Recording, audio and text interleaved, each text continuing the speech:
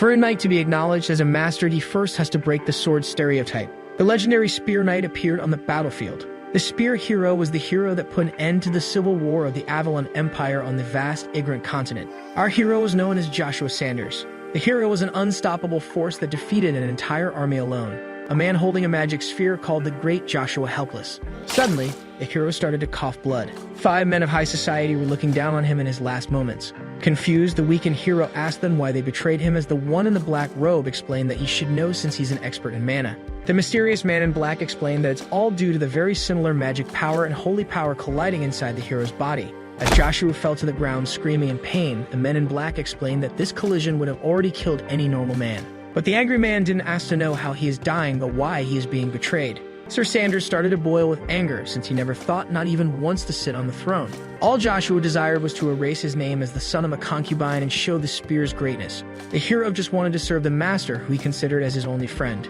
After the end of the Civil War, the spear planned to become Emperor Caesar von Britain and his empire's shield and stand with them until his death. But Joshua still can't understand the reason behind this betrayal. The old man with the orb explained that there are creatures whose sole existence represents a danger. Evergrant, the master of the Tower of Magic, explained that the Emperor could now safely rule the world as he pleases with the end of the Civil War. The old man then affirmed that the heartbroken spear hero was the only fear left for the Emperor. Martial artists take decades to cover a simple dagger with sword aura despite dedicating their life to mana research, explained Evergrant. While the hero can easily cover his giant spear and sword aura, Evergrant asked the dying man how much blood is on his hands and his weapon. With a dark look in his eyes, the master of the Tower of Magic affirms that the great hero even surpassed the level beyond mana. The spearman's pain was getting worse with each passing minute. Joshua thinks that the magic orb on the old man's head was the same one in the Ammon historical site. The armored man stepped forward, declaring that Joshua's spear made him feel unwell since he was also scared of him.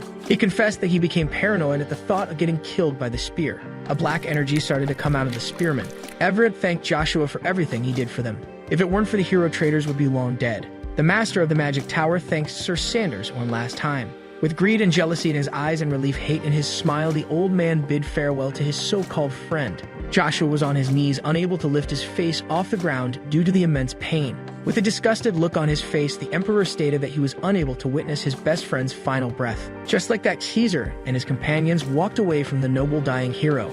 Boiling with anger, Sir Sanders used his last breath to call out the name of the traitor. As the men calmly walked away, the Great One swore that this betrayal won't end here. Suddenly, a giant magic circle appeared under Joshua's feet. The spear hero recognized it as an explosion magic circle that will go off in about 5 minutes. But the legendary Spear Knight was getting desperate as his title became meaningless. Joshua was devastated to die miserably in the forest like a nameless knight after being betrayed by his oldest friend. The knight started to curse as his end approached. Suddenly, the legendary spear started to glow. Joshua started to call out the name Lucia. Lucia was the name of his red spear, also known as the Grim Reaper of the battlefield. The dying hero struggled to reach his trusty weapon, since he always believed that power was hidden inside Lucia, and felt lucky this power just revealed itself. Joshua couldn't think straight as he screamed for his body to move. His spear was just a few inches away. Finally, the great hero was able to grab his legendary spear. But to his surprise, nothing seemed to be happening. Sir Sanders felt hopeless as he finally met his end. The magic explosion was finally detonated. Just like that, the hero was hit with an immense explosive blow. The explosive magic became as big as a mountain. Just like that, Joshua Sanders, Duke of the land of the Knights of the Avalon Empire, met a disgusting end that didn't fit his name as the undefeated Spear Knight. A young boy woke up screaming in a huge pile of hay. The young one seemed confused and wondered where the horse stable he woke up in was located. Joshua seemed confused since he should have met his end in the explosion and wondered why his hands seemed weird. Suddenly, the Duke figured it all out. He rushed to the water pit to check his appearance. The hero was speechless after seeing his younger body. Joshua was speechless after seeing his old child face in the water. But the hero realized he didn't actually get younger. This place was Sir Sanders' childhood home that he recognized from the blue roses and the stable. There was no doubt the Duke of Avalon was now in the past. Suddenly, the child started to laugh like a madman. With a hateful smile on his face, he declared that things would be different between him and Caesar since the great spear hero was blessed with another chance. Joshua started to think about his sweet revenge. But while lost in his thoughts, 3 men walked up to him and started to scold the reincarnated hero for not cleaning after the horses like he was asked to. The 3 mean-looking guys were Gort, Lloyd, and Lors, and they were the Agnes Duchy personal troops. One of the 3 guards ordered him to respond with a mean look on his face, but the other one told Lloyd that it's no use since Joshua was mute. Knowing that if he ever opened his mouth in front of the three guards, he would be beaten to a pulp, the future hero pretended to be mute whenever someone was around. Lloyd then stated that someone known as Lucia was nowhere to be found, but his friend quickly shushed him since the Duke often took care of that maid. The guard was terrified to even speak her name carelessly. Lucia was Joshua's mother and the exclusive maid of the current Duke. The hero was the bastard son of the maid and her aggressor, Agnes Duchy. Aware of the blood flowing in his veins, the soldiers decided to bully the mute little boy, which would give them a feeling of pleasure. But the worst were the three strong men. Lloyd, who wanted to see the maid, Gort to his right and Rolls to his left, whom the boy swore to take revenge on one day. Flora tried to shut Lloyd up before someone heard them, but Lloyd told him to stop worrying. The bully claimed that no one would hear him in the stable except the mute boy he pointed to, which Rolls agreed with. According to Lloyd, whoever secretly takes out the maid and her son will be rewarded handsomely by Duchess Vanessa. The man then stated that the opportunity would have been perfect if not for Lucia's absence. The three guards decided to bully and beat the boy up since his mother was nowhere to be found. Full of rage, the little legend had no intention of sparing those who insulted his mother. Joshua then started to concentrate his magic in his fist. The boy wondered if his trick would work. The mana technique he and Lucia discovered in the ruins was different from the one he initially used, as it quickly reached its peak due to its amazing impact that would change the world. Unlike the normal way, this technique didn't require mana accumulation in the hole under the abdomen. This technique relied on the infinite mana of the surroundings instead of the limited amount in the user's body. It required Joshua to use his entire body for absorbing the surrounding mana. The ruin technique didn't require the creation of any mana hole and conveniently concentrated and burst the mana from the desired body part. Since he could skip the method that takes years to master, Joshua's quick growth as a mana user was inevitable. Gort started to lose his cool just by staring at the poor young boy.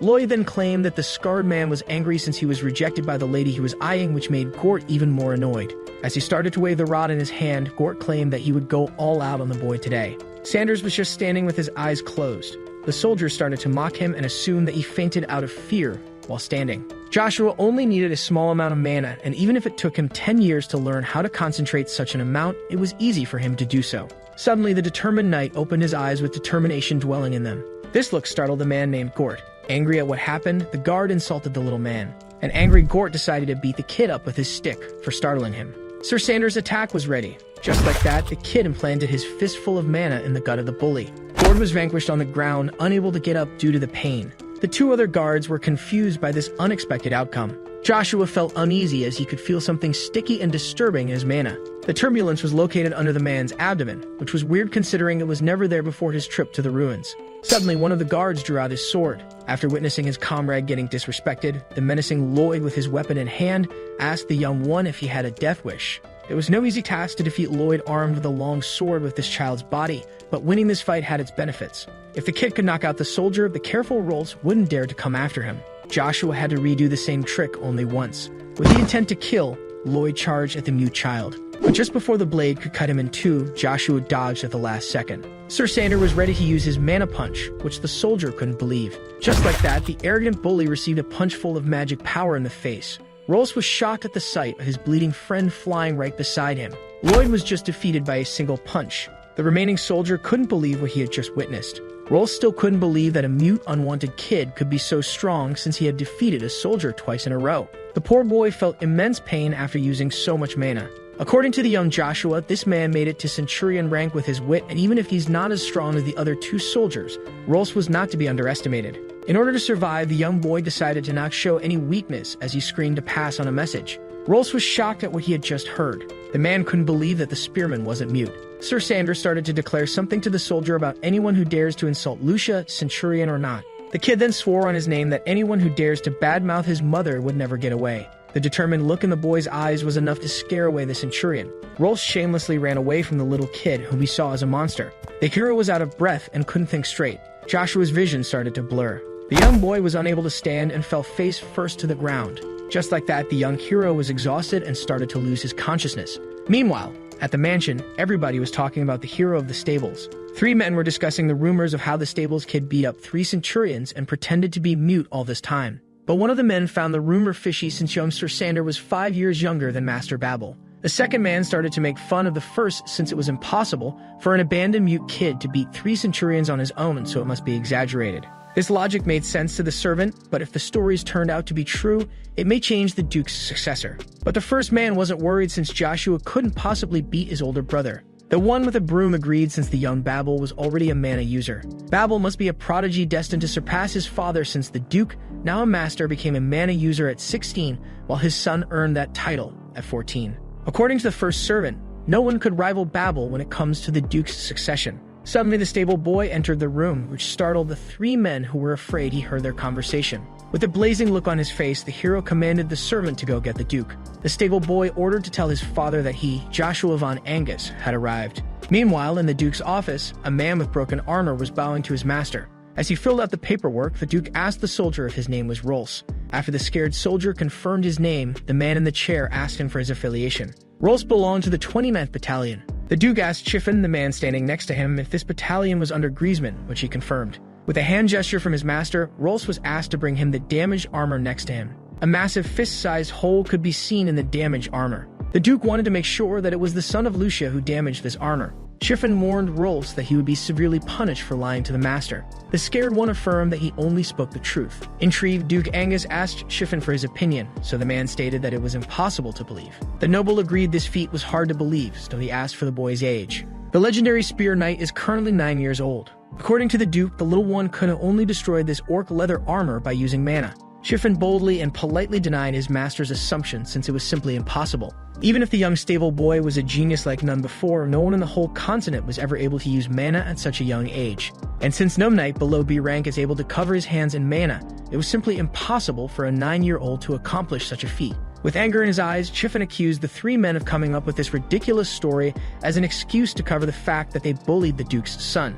The man in black asked his master for permission to make this man an example for the others. Force panicked and shouted that he didn't lie. Chiffin considered the guard's loud voice a disrespect to the Duke and ordered him to stop lying, but Force stood by his statement. Annoyed by the so-called lies, Chiffin started to draw out his sword. But before the man could move, the Duke stopped him, yet Chiffin wanted to punish the man for spreading these rumors. The man in the chair got up, stating that they will know the truth once they see Joshua. Duke Angus was going to meet the son of Lucia for the first time. Chiffin was shocked since his master wasn't showing this interest for the Empire's greatest genius, Babel, but for the boy he left in the stables. According to the man in black, the hero was on the first floor of the mansion in the waiting room. Just like that, the two men headed to meet the child of the rumors. Meanwhile, in the Angus mansion corridor, a young, elegant boy was taking a walk in the mansion. Suddenly, something startled the blonde teenager. The well-dressed one was shocked by the presence of the son of the concubine and asked him for the reason he was here. Joshua was filled with anger. The boy felt enraged just by looking at the portrait of Marcus van Britten, the current emperor of Babylon.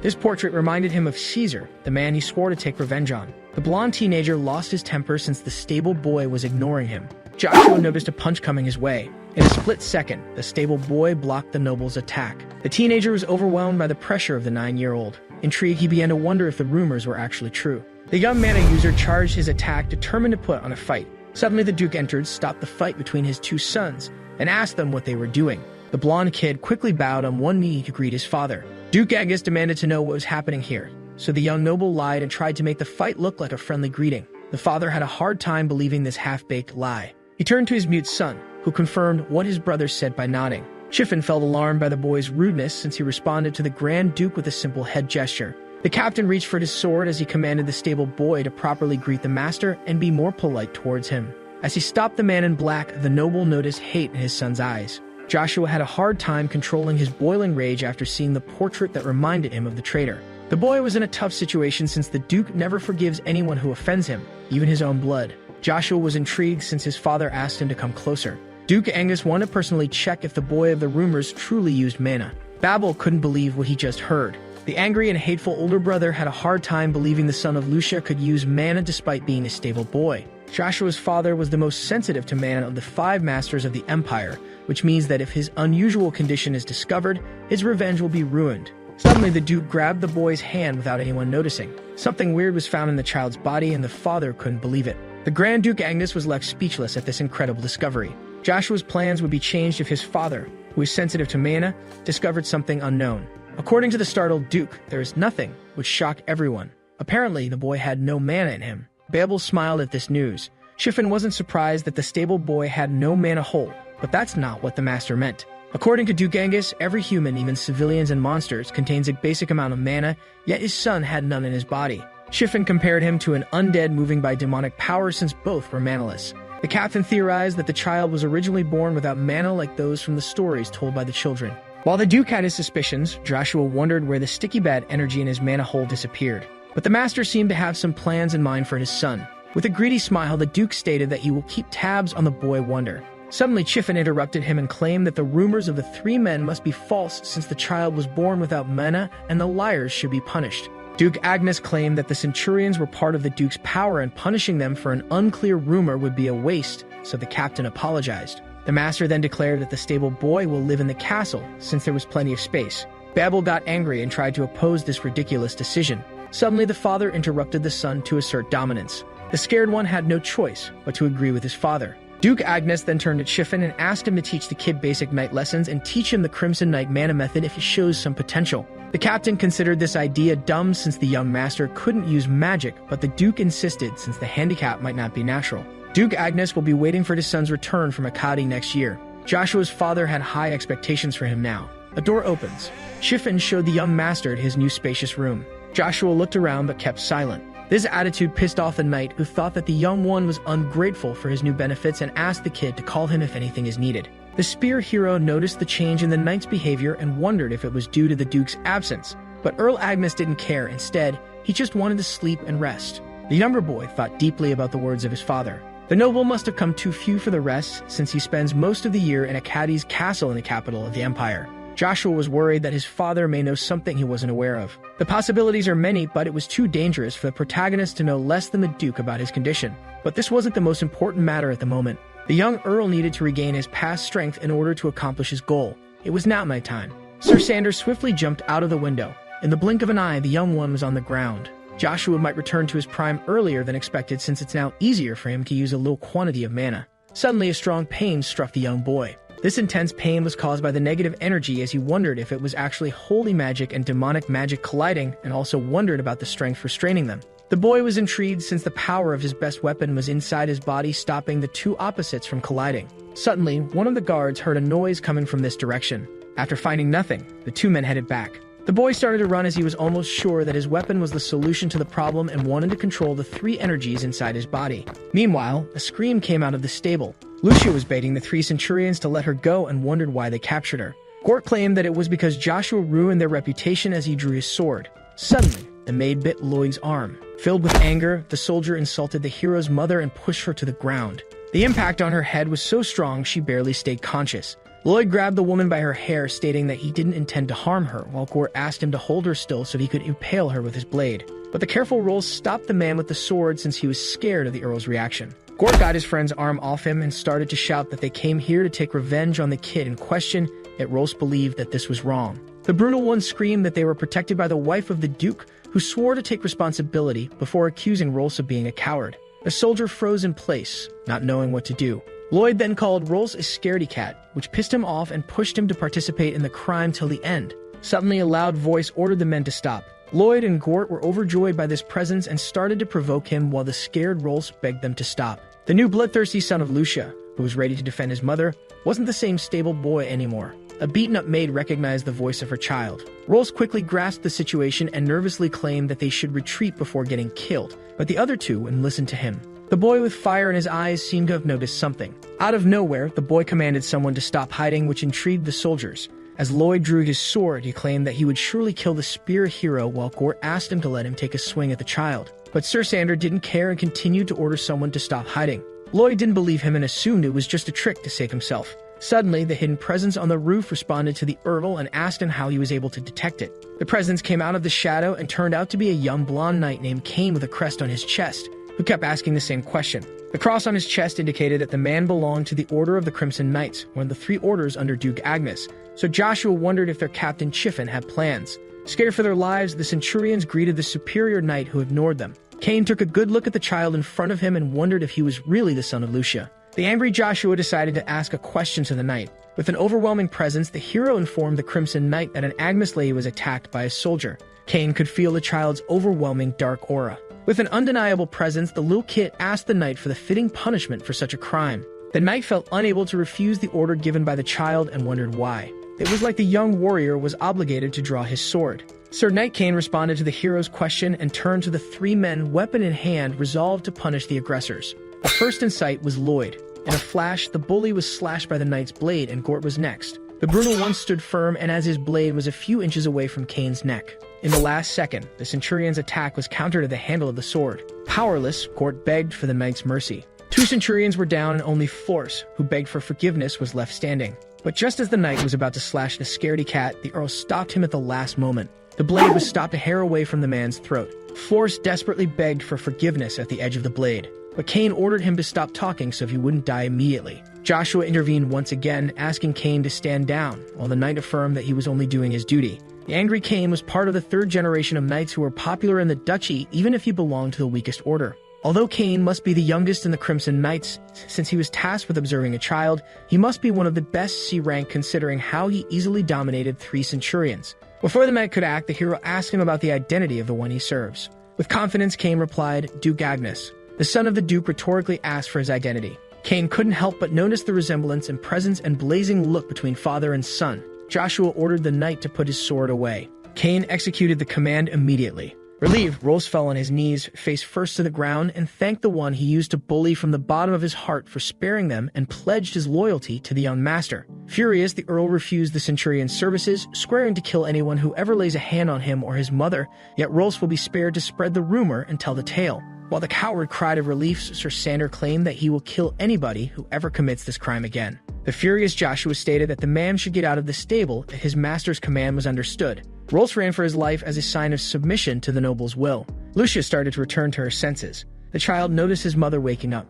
Kane stated that the noble is different from before, but Joshua claimed that he doesn't know what he is talking about. But the knight was sure that the young master wasn't the same as before. Joshua asked Kane if he remembers him as a stable boy or the illegitimate spawn of the Duke who was unable to speak. The Crimson Knight kept silent for a moment. With confidence, he addressed the son of the Duke. Kane explained that all the soldiers who live in the Agnes Duchy serve the Duke in his house, yet Joshua didn't understand the point. The Crimson Knight continued by saying that as soon as a soldier turns 23 years old, he will have to choose one person of the house as his master, a decision that he will make next year. Kane saluted the Earl and declared that he trusts his heart, claiming that he will pledge his sword to him. Joshua, who came from the future, knew that the best master to serve would be the golden child Babel and not him, and called the young knight eccentric. Suddenly, the mother called her son. With tears in her eyes, Lucia was glad to see her child safe and sound. The young hero rushed to hug his dear mother. With tears of gratitude in his eyes, Sir Sander swore to protect his mother from now on. The smiling maid was relieved it all ended well. Joshua was thankful for the chance to erase his past regrets by reliving his youth. The legendary hero was determined to make a difference this time, not as the son of Agnes from the stables, but as the greatest spear to ever exist on the continent. Meanwhile, in the corridor of the Agnes mansion, the noble asked the Crimson Knight captain if Count Rebecca had arrived, which he confirmed, stating that he guided him to his room. Chiffon then added that the Count had a companion with him, which piqued the Duke's curiosity. So the knight informed him that the second guest was Miss Iceland. The noble sighed, knowing that Count Rebecca wanted to finish what was started. Count Fonsel Jin Rebecca was the sudden unpleasant guest of the Duke, but couldn't be ignored due to his impact on the Empire despite having a lower status than his host. The other visitor was the Count's daughter, Iceland Jim Rebecca. His companion was a genius of magic who became Class 2 at 9 and who was carefully watched like Babel, and both of them were blessed with mana unlike those born with a deficiency. The young girl was one of the few blessed people and the greatest blessing for a magician, being able to communicate with mana without learning how to. For the Count to come with his prodigy, he would be bothering the Duke today. Chiffon stated that the blonde noble is only 3 years away from his coming-of-age ceremony. Yet the Duke pointed out the problem. Chiffon understood that he was talking about Babel's promised Lady Chero. Duke Agnes couldn't discard this little girl. The family of Lady Chero Fonte became part of the 5 duchies that have a great influence on the Empire by using their financial resources alone. Chiffon stated that the Fonte Duchy was more important, and even if the Duke agreed, he found that it would be a waste of talent. The Duke was greedy for talents and military power. Chiffon respected his greedy master who only valued skills. Suddenly, the Duke stopped mid-walk as he remembered something important. Chiffon felt intrigued before the noble asked about his illegitimate son. Perplexed, the knight didn't understand the point of his master. Duke Agnes decided to give the hand of the magic prodigy to his youngest son. Chiffon was shocked at the Duke's declaration since the little girl was blessed with mana. It was unbelievable that someone like Joshua with a mana deficiency would be promised the hand of the magic genius. Meanwhile, the young hero was about to enter the mystic runes in order to regain his previous strength. Joshua was climbing the old cliff at the north of the duchy's garden. The child thought of how he used to climb this cliff to be closer to his dead mother before discovering the runes in his past life as he arrived at the peak. Joshua started to search for the tunnel he discovered by accident in his previous life. The tunnel the boy just found will lead him to his beloved Lucia. Earl Agnes then bit the tip of his thumb. As his blood dripped on the floor, a magic circle appeared. Out of the circle, a magic spatial portal came out. The boy confidently entered the portal. Joshua came out in a different location. The hero was now in front of the ruins that changed his fate. Intrigued by the place, the boy started to look around him. According to Joshua, the place seemed different and weird since the temple wasn't this damaged in the first life. Lucia was found bound by chains in the middle of the temple at the altar. This time, the spear was absent and a metal rod was all there was. The boy grabbed the mysterious metal stick. Suddenly, a light started to come out from the magic item. The light was so strong that it almost blinded the future hero. Finally, the light was gone. Joshua, who was opening his eyes, became confused at what happened. The boy was suddenly startled. Earl Agnes was now in an unknown place colored in white and white only. Someone called the confused noble. It was the metal stick, which the startled Agnes asked to present itself. The boy realized it was the metal stick found in the temple, yet the weapon affirmed it was no rod. Joshua was shocked to learn that the talking stick was none other than his spear Lucia, the divine artifact of the demonic god. The spear hero was surprised by the fact that his best weapon belonged to the demonic god, and wondered if it looked different now due to his return to the past. Lucia explained that Joshua was short on time, which piqued his curiosity. According to the talking artifact, the two energies inside his body will continue to poison him as time goes by, and there is only one way to calm and control them. Sir Sander must recover his prime as soon as possible and reach magic spearmanship stage 4, which shocked him. Magic spearmanship was an ancient, powerful technique that the hero used to learn, which he discovered with his mana technique. All the knights of the continent looked down on the spear since they only used swords. Yet in his first life, most people weren't able to fight him as he reached stage 5 at his prime. In terms of ranks, only A-rank knights were able to make swords with their mana, while the masters were the absolute elite. Joshua became the strongest knight in the Empire at stage 5 despite the peak of spearmanship being stage 8.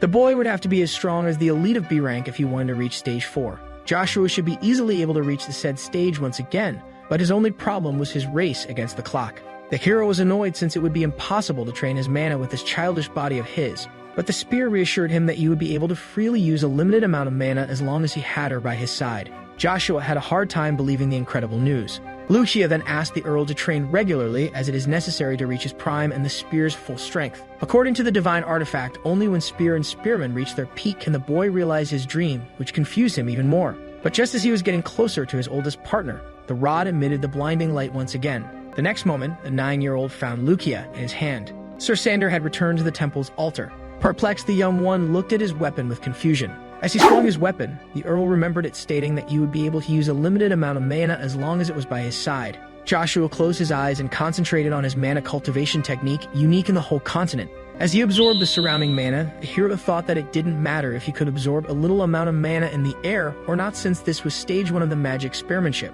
The Earl suddenly opened his blue eyes. Joshua had successfully advanced to stage 1 of magic spearmanship. The boy took the stance to test the efficiency of his power. He was about to concentrate his mana in a single point to start the first form of stage 1. The next step of the first form was to charge forward to create a piercing explosive strike. The strike was so strong that it blew up the faraway wall. With a smile on his face, Sir Sander thought that the fight between him and the traitor had finally started as he aimed to ruin his once best friend's life. Meanwhile, in the reception room of the Agnes mansion, Duke Agnes's guests were enjoying dinner while waiting for their host. The butler then claimed the guests' attention. The servant announced the arrival of his master, the head of the house.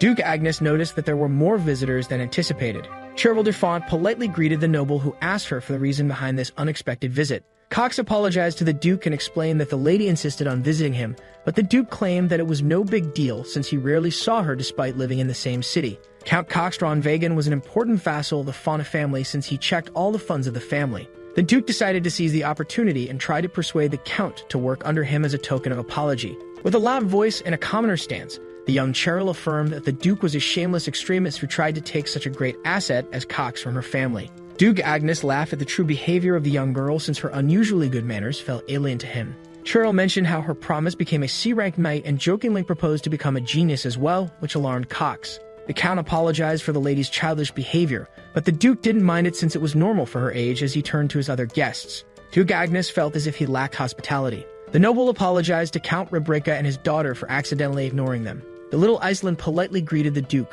With a loud voice, the jealous Cheryl asked for the reason behind the genius' presence, so Cox mumbled to try to stop her. The young Lady Fonte then brought up the rumor of the stable boy beating 3 centurions and asked if the rumors were true. Cox then tried to stop the little girl's disrespectful nonsense in the Duke's face. She started to pout, stating that she only asked out of pure curiosity, but the Fonte vassal claimed that it was impolite to speak of an unconfirmed rumor. Shifen then confirmed that the rumors were false and added that the stable boy was born with a mana deficiency aside from having a weak constitution.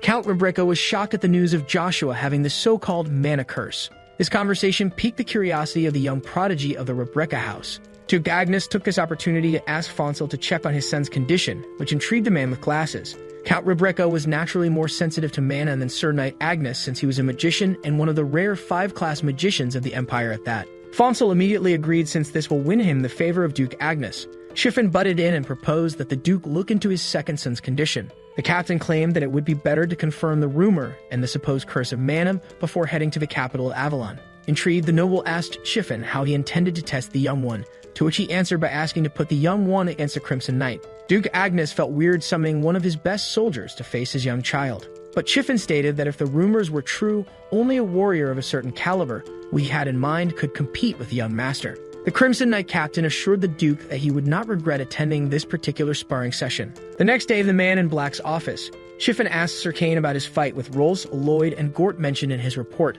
The young knight confirmed the friction with the 3 bullies. Shifen believed that Kane's decision to punish the 3 men was rushed, even if he was just performing his duty. The knight claimed that the 3 bullies were harming Lady Agnes, which angered the captain. Shifen, full of rage, assumed that the lady in question was Babel's mother. Kane corrected his superior by stating that it was Joshua's mother. The captain immediately calmed down, went back to his seat, and questioned his subordinate's judgment based on a harmed concubine. But Kane corrected his captain once again, claiming that Lucia was the respectable second wife of the Duke that no centurion is allowed to harm. The young knight claimed that the bully's actions were a disrespect to the head of Agnes and assured the captain that he was ready for his actions' consequences. This perfect response left the captain in silence, rethinking his image of Kane. Shifen decided to turn a blind eye to the matter and decided to give the young knight his next job, which he blindly accepted. The young knight was tasked to spar with the illegitimate child today. This odd job shocked Kane. Shifen claimed that this spar would determine the condition of the stable boy, even if he was sure that the outcome would be an inborn curse of mana. According to the captain, the Duke not believing his second son's handicap will end up being an obstacle in the way of the first, so Kane assumed that Babel might be tossed aside.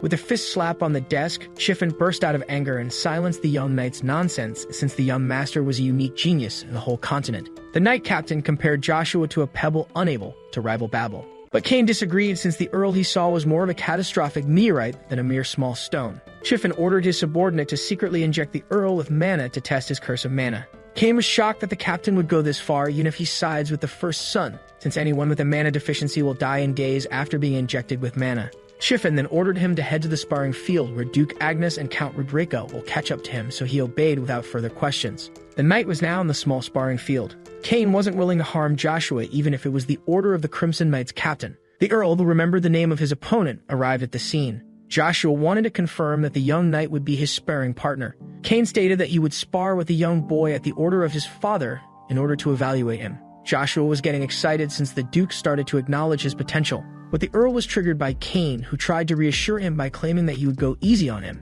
Joshua immediately guessed that this spar was nothing more than a test. His opponent tried to deny the boy's guess. With a smile on his face, the noble claimed that even if the knight swore loyalty to a master, the master could freely choose his subordinates. Joshua was not going to put his safety in the hands of a soldier as miserable as Kane. Embarrassed, Kane stated that he wouldn't hold back against the young hero, who claimed that a knight only exists to do so. Duke Agnes, who just arrived with Shifen, his first son, and his guests, asked the 2 sparrers if they introduced themselves to each other. Kane immediately saluted the Duke. Shifen looked down on the young master due to his lack of manners towards the Duke. Suddenly, the mute boy formally greeted his father, which shocked everyone. Duke Agnes complimented his son on his etiquette and wondered when he learned it, while Shifen was in the back shocked at the Earl's words. Joshua affirmed that he learned the etiquette by observing in silence. The Duke asked the boy if he was aware of the current situation. Joshua claimed that this spar was in fact a test for him. Shifen intervened and stated that the spar isn't a test, but a way for the Duke to evaluate his son's curse in order to get rid of it.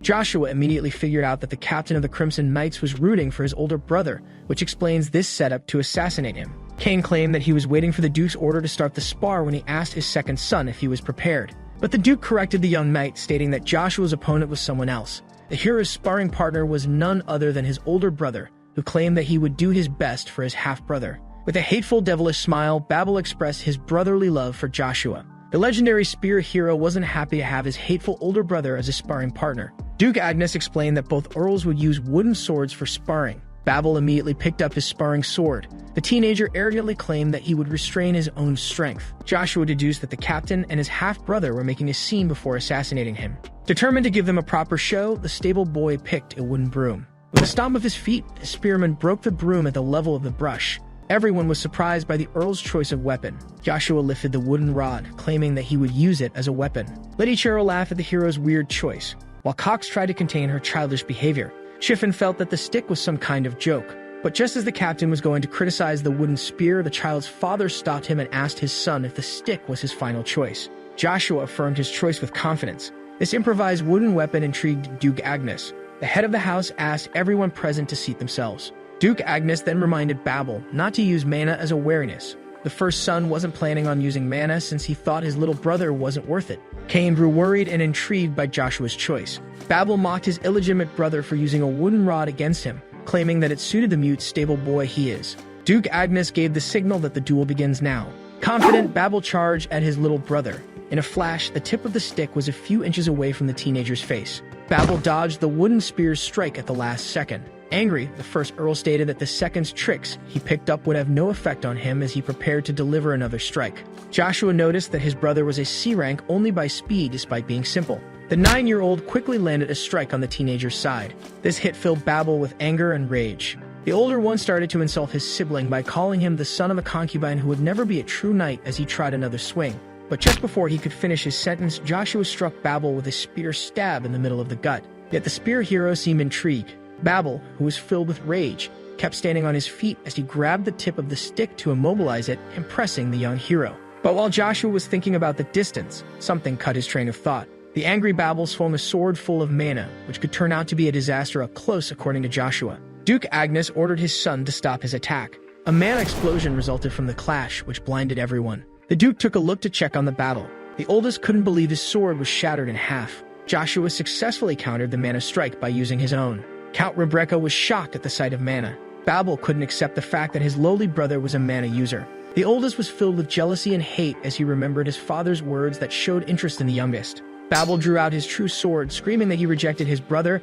and that he was the only successor of Duke Agnes. According to the hero, the Agnes Duchy will disappear in the Civil War 10 years from now. As he charged his attack, the Earl thought that the duchy would be a great asset for his future plans. As the two boys were about to strike, the youngest thought that he would use the duchy to his advantage. Suddenly, the two brothers were stunned by their father's voice, telling them to stop. The Duke's voice was so loud that it even bothered Lady Cheryl.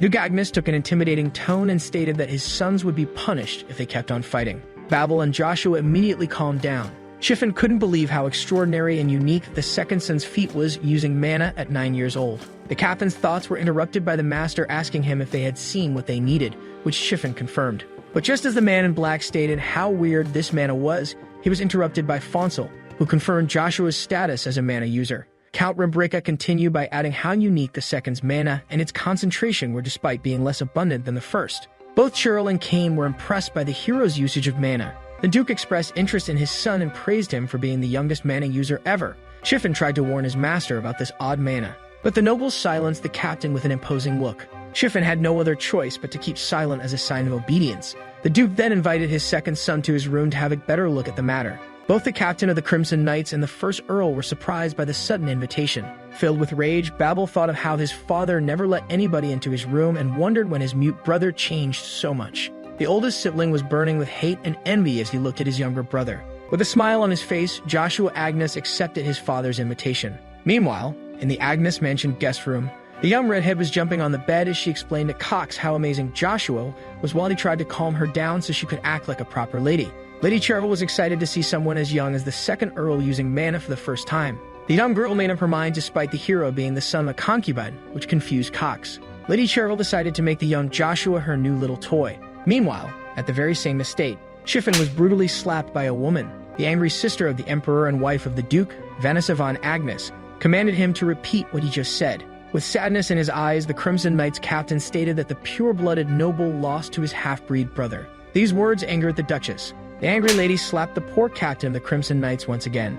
Lady Vanessa had a hard time believing that the son of the concubine was a better mana user than her child prodigy. When the Duchess asked for more details about the Duke's reaction, Chiffon informed her that he planned to take the new prodigy to a county The knight captain theorized that Duke Agnes wished to study his son's discovered potential. Shiffin informed her that this situation would put them at a disadvantage as the lady of the house blamed him for this disaster. But the captain reassured Lady Vanessa and informed her that he had a plan. Intrigued, the Duchess asked to know more. Shiffin claimed that the lady's husband would surely make the news of his son's prowess comparable to a C-rank public, which she had a hard time believing. The knight explained that it would be hard to hide it since the two counts witnessed the fight, and even if Joshua didn't use mana, his father would make him take the test, which intrigued the lady. Shiffin meant the test to become an official C-rank knight. To pass, one must show his mana while fighting against a royal knight. A devilish smile was drawn on the Duchess's face at the mention of royal knights as she decided to contact her uncle after a long time.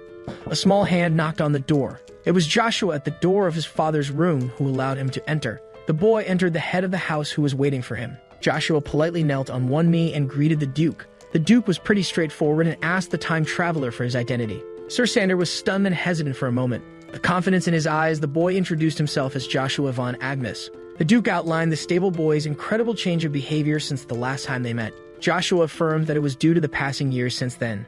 Duke Agnes asked his son if he resented him, which he denied, stating that he couldn't have expected much from his second son when it comes to the royal house. Suddenly, the boy stood up and asked the powerful aristocrat for a favor. The Duke wondered what Joshua's request could be and assumed that he would ask for an apology. The young one's request had to do with a caddy, since a useless apology would be meaningless in the cruel educational environment. Duke Agnes asked his son for the reason he was so sure he would be taken to the capital of Avalon. Joshua explained that the first of two reasons would be to get him away from the mansion, since he rivaled Babel's ascension to dukehood in order to prevent discord. The father was impressed by his son's cleverness outside of battle and wished that he had taken him in sooner. The spear hero then explained that the second reason is the noble's greed for his talent and his desire to keep the boy under his wing in case he surpassed him. Joshua continued by adding that this possible scenario would let the duchy reach new heights to the point where the royal house won't be taken into consideration. Duke Agnes claimed that his second son speaks as if he has the ability to overpower the emperor and his family. Joshua affirmed that he would not disappoint his father.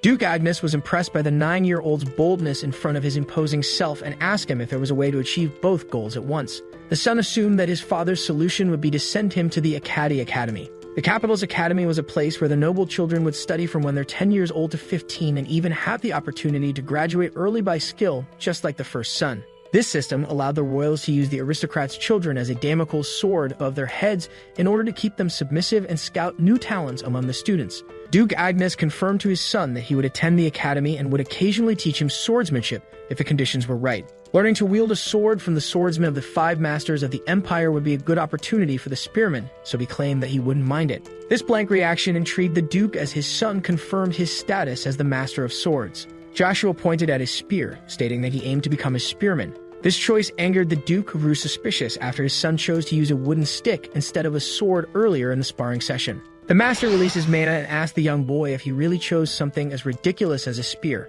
The mana pressure was so intense that the hero himself had a hard time staying on his feet. Sir Sander defended himself with his own mana as he thought that his pride in his spear was comparable to his father's pride in the sword.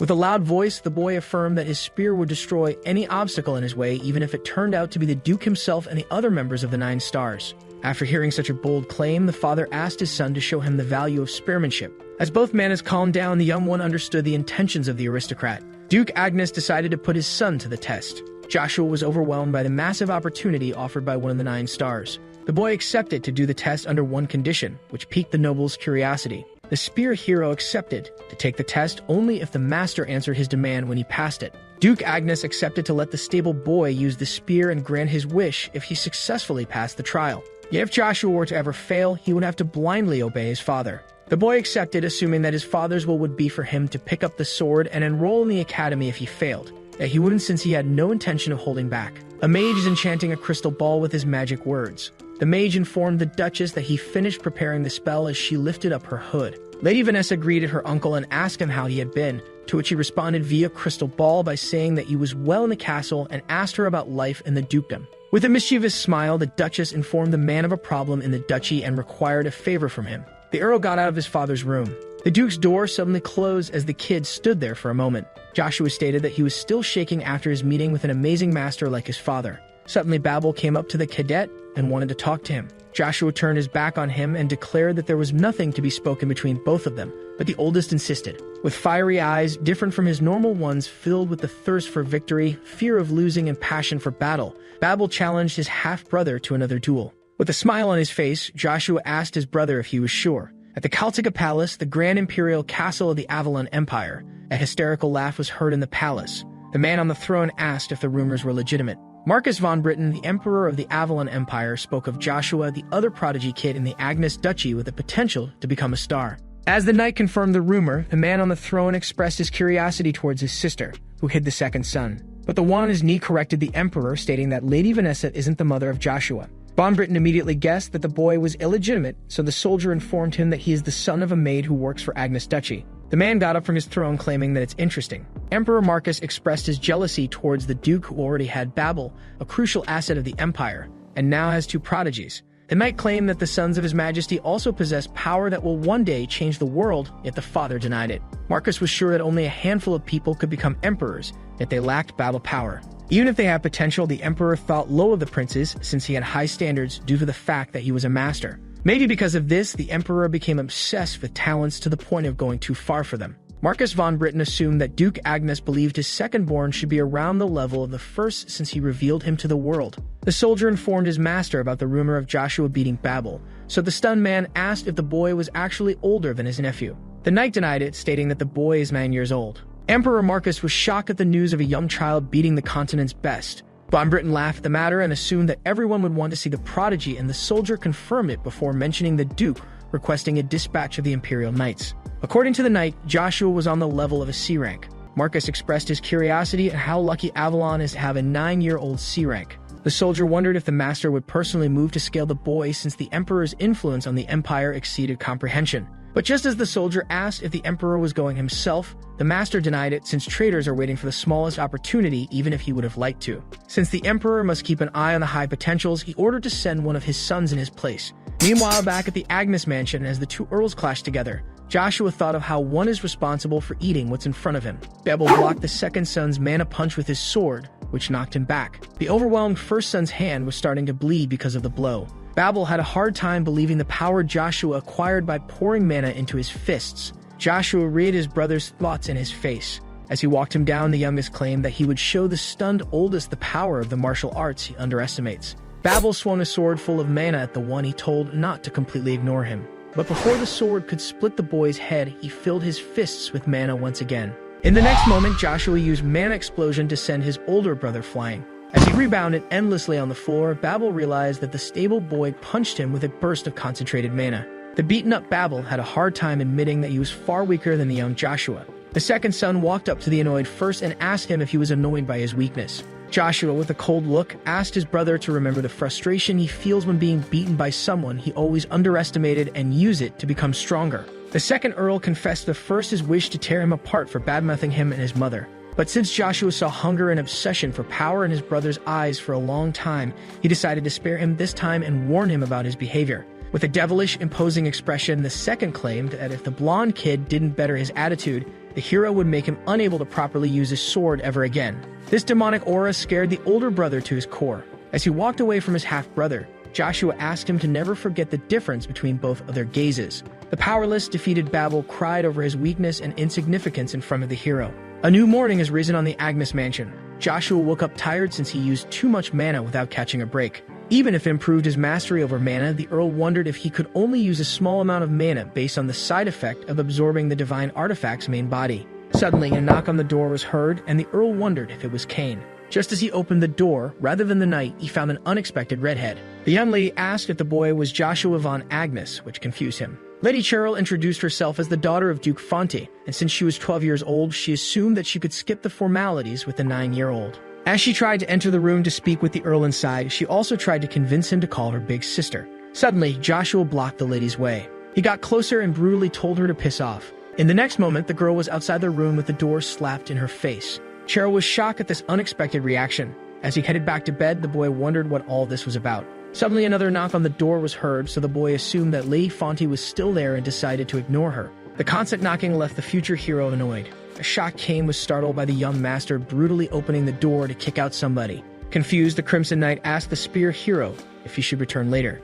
Joshua apologized, letting Cain know that he confused him with someone else. The Earl asked his loyal knight if he fulfilled his demands, which he confirmed. That Cain was confused about the reason for these particular demands. But the young Earl explained that the knight would soon discover the reason, so he should just obey and trust his master for the moment. The centurions were gathered at the large sparring field of Duke Agnes. Two men walked up to Rolls and asked him about his inseparable friends Gort and Lloyd, and if the three of them lost to the second son. Since he ignored them, one of the men stated that he had been oddly silent recently, while the other theorized that he got the same disease as Joshua after bullying him so much. The first man informed the second one that it was a Crimson Knight who gathered them here, so the trading would be hard after the second asked for the reason behind the centurion gathering. Suddenly, someone caught the attention of the present soldiers. Sir Cain arrived at the sparring field, yet the centurions were shocked by the presence of the stable boy. Rolls was struck with terror and fear at the sight of the demon child and wondered why he was present. Cain informed the centurions that Earl Joshua would be training them today. With a loud voice, the son of the Duke introduced himself and affirmed that he would be their instructor for this lesson. All the soldiers were shocked after hearing the mute kid speaking loudly and clearly. The second son claimed that he would train the centurions to improve their crucial personal skills since they would be the future leaders of the vanguards during wartime. With power in his eyes, the hero ordered the soldiers to attack him all at once to evaluate their skills. The men started to laugh at the little boy's order and had a hard time believing it. Cain was worried by the Earl's command since the centurions were strong opponents. The soldiers mocked the overconfident Earl, stating that he would hurt himself and took the challenge as an insult. Suddenly, the spear hero grabbed his weapon from the knight's hand. Sir Sander then descended to the centurions. Joshua pointed his spear at the confused Rolls and asked him if he also considered his command a ridiculous insult. The bully, scared for his life, affirmed that he didn't believe his order was absurd. With an imposing tone, Joshua accused the man he sparred of not keeping his promise and telling the rest what he was told to from the other soldier's reaction. Rolls quickly got on his knees and apologized to the scary Earl. Joshua smacked the spear to the ground, claiming that the soldier would not receive mercy twice. The Earl scolded the soldier for wasting his second chance after harassing the noble's mom and asked him if he wanted the same fate as his two arrogant friends. The other stunned centurions were terrified at the news of the 9-year-old actually beating Lloyd and Gort. Earl Joshua refused to spare the man despite him begging on his knees, yet decided to let him keep his pride since he served Duke Agnes. With an imposing tone, the boy ordered him to draw his weapon and declared that the centurion would be spared if he beat him in a duel. Rolls decided to accept this opportunity and at least go out fighting as all like a man. Hesitant to draw his sword, the Earl's bully assumed that since his opponent was 9 years old, he could win by playing his cards right. The next moment, Rolls desperately charged at the Earl to strike the first blow. The confident Earl let out a satisfied, smiling grin. In a flash, Rolls was defeated by Joshua's lightning spear first stage. The strike was so strong that the centurion was blown into the wall. Rolls was defeated and unable to move or even breathe after taking this powerful attack. One of the soldiers was scared to see the usage of mana. Joshua informed his trainees that underestimating an opponent based on his appearance could cost them their lives. With an imposing tone, the Earl challenged anyone left who doubted him. One of the centurions walked up to the spear hero. The man felt hesitant to draw his weapon. In the next second, the soldier knelt down and greeted the son of the Duke as the 23rd centurion leader. Leaders 35, 42, 13, 65, and all the others bowed one by one to the Earl of the House of Agnes. A smile was formed on Cain's face. The knight was happy with his master exceeding his expectations and promised to do his best to serve him. Meanwhile, in the guest room of the Duke with a sighing young lady, Cheryl Fonte sat sad on her bed, hugging the plushie in her hands. The young lady thought about Joshua telling her to piss off. Suddenly, Cox entered the room claiming that he had big news of the Imperial Knights arriving soon at Agnes Duchy. But the lady reminded the vassal not to derange her today as she lay down on her bed. Worried, the Count asked the sad little girl if she was hurt since she was acting odd since the morning and wondered what had just happened. The angry lady told Cox to stop bothering her and asked him about Duke Fonte's orders. Count Cox had completely forgotten about the head of the House of Fonte's orders. As Cheryl reminded him of the purpose of their presence in the duchy, Cox went to execute his lord's orders. As the man slapped the door, the sad little girl expressed how irritating this situation was. Inside the Duke's office, the noble informed his son that he received his report and asked him if he really killed Rolls, which he confirmed. Joshua affirmed that this soldier was Badmouth and his mother Lucia and had to be put down by military law for insulting an aristocrat. Duke Agnes thought that he would have also sliced the bullies if faced with the same situation, yet expressed his disappointment in the loss of a centurion. Joshua asked his father if he judged his actions as those of a child driven by his own emotions, so the Duke asked him for the reason behind his decision. The second son explained that he would need more than strength to prove himself since not very long ago he was an illegitimate stable boy. But the Duke didn't get the point, so the son continued by stating that he used their fear of his monstrous strength to gain the soldiers' respect. All of this was to protect his and his mother's honor, and doing it in front of all the centurions also proves that he is the true son of the Duke. The father finally understood his son's point of view. Duke Agnes then informed him that they should stop chatting so Joshua could prepare himself for his upcoming mana evaluation today. The master asked the future hero if he was aware of the dispatch of the Imperial Knights, which he confirmed, stating that he would take his leave as soon as he finished preparing. A golden lion badge shone brightly under the blazing sun. Armstrong, the first leader of the Golden Mane Knights under the Duchy, was excited for the test and expressed how wonderful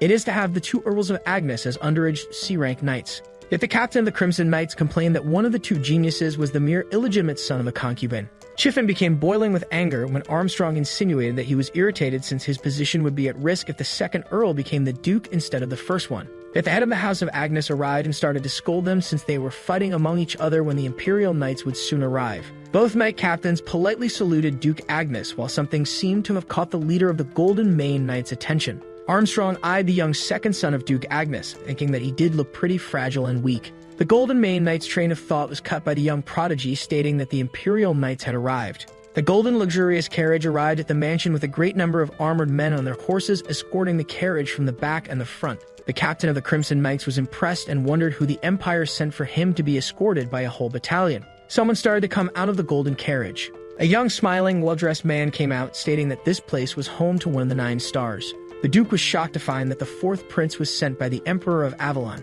Joshua Sander was boiling with hatred and rage as he met Caesar von Britain sooner than expected. The one who would one day stab him in the back and betray him had finally appeared. A young knight was knocked down with mana. The defeated young man begged Sir Joker for forgiveness and mercy. With a cruel look in his eyes, the higher-ranked knight punished the lower one. The cruel man was the knight captain of the first army of Imperial Knights known as Joker, who reproached the young one for asking anything of him. Someone expected Joker to be here. The mysterious one affirmed that no one would join the Imperial Palace Order of Knights if Joker bullies them as newcomers, but he claimed it's due to them being pretentious mana users. Intrigued, the cruel man asked the other knight for the reason behind his presence. A task was given to them by the Agnes Duchess, and the mystery man asked Joker to fulfill it. Meanwhile, at the Agnes mansion with Joshua being face-to-face with his traitor, an evil smile was drawn on Sir Joker's face at the sight of the Earl he'd have to make unable to fight ever again. Prince Caesar guessed that the boy in front of him was the spoken prodigy. The legendary spear hero looked at the future emperor with anger and vengeful eyes. The man next to the prince asked the Earl to pay his respect to the royal in front of him. With a hateful smile, Joshua claimed that only the emperor alone can be respected by all the knights of the empire as the son of Avalon. The young noble continued that the 4th prince didn't prove himself to be worthy of his respect. Suddenly, the order of the Imperial Knights stood between the royal and the noble, facing the hero as the red-haired man called him a crazy kid. Vice Knight of the 9th Order of Imperial Knights Valmon Don Braun drew out his sword, claiming that the boy was an illegitimate child and a past stables boy that lost it by falling into dung. Armstrong drew his sword at the Imperial Knight Vice Captain in response. Valmon claimed that the Knight Captain was defending an illegitimate child and not Duke Agnes. Armstrong affirmed that the second son was also part of the noble House of Agnes. Suddenly, the Duke used his imposing mana to stop the friction between the two knights and asked them if they had a death wish for fighting in front of the young Caesar. The Imperial Vice Captain was astonished by the mana pressure of Duke Aiden Pawn Agnes, part of the 9 stars. Sir Aiden Agnes blamed the insulting words of his child for the discord and ordered him to apologize to the young Caesar. But the 4th prince stated that the young noble was actually right, which shocked the man beside him.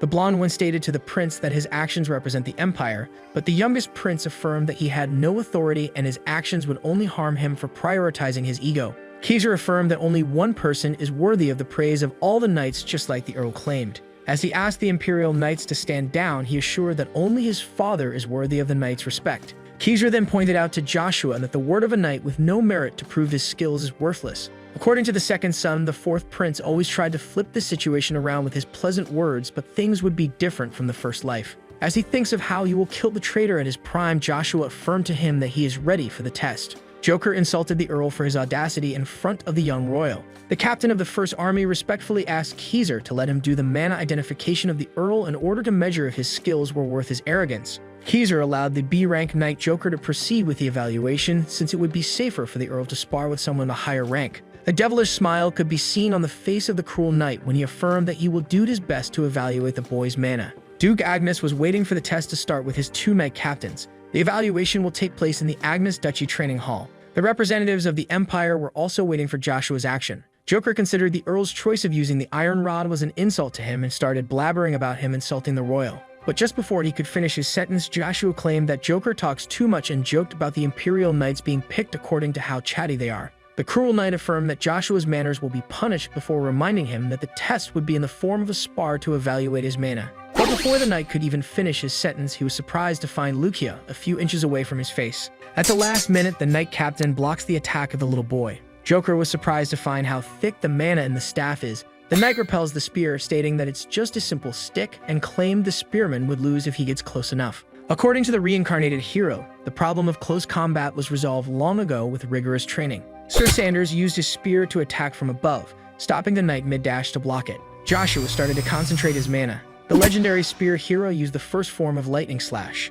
Joker used his mana sword to block the attack. The youngest prince was amazed by the second son fighting on equal grounds with a B-rank knight, but the redhead reminded him that Joker was limiting his power to C-rank. But Valmon was more impressed by the Earl's strange spearmanship than his mana and wondered where he learned such techniques. Joker was struggling to keep up and started to think that he would lose, which would result in the Duchess executing him. The knight captain had no other choice but to take a risk. Joshua claims that the B rank is far stronger than his older brother, and that his mana control is slowly getting harder, which would result in a colliding of the holy power inside his body. The Earl was alarmed when his evaluator used a mana sword to counterattack his lightning slash. Now only Duke Agnes could stop Joker's plan. But the cruel knight had nothing to fear since the noble was far away as he slashes the Earl with his mana. The young boy started to cough up blood after receiving such a strong hit. Armstrong felt alarmed when the evaluator's power rose above B rank, stating that the second son was in danger. But the father of the boy ordered the knight captain to stand by and observe. Joker asked the boy if he blocked his attack by concentrating mana in one spot and claimed that it won't help him again.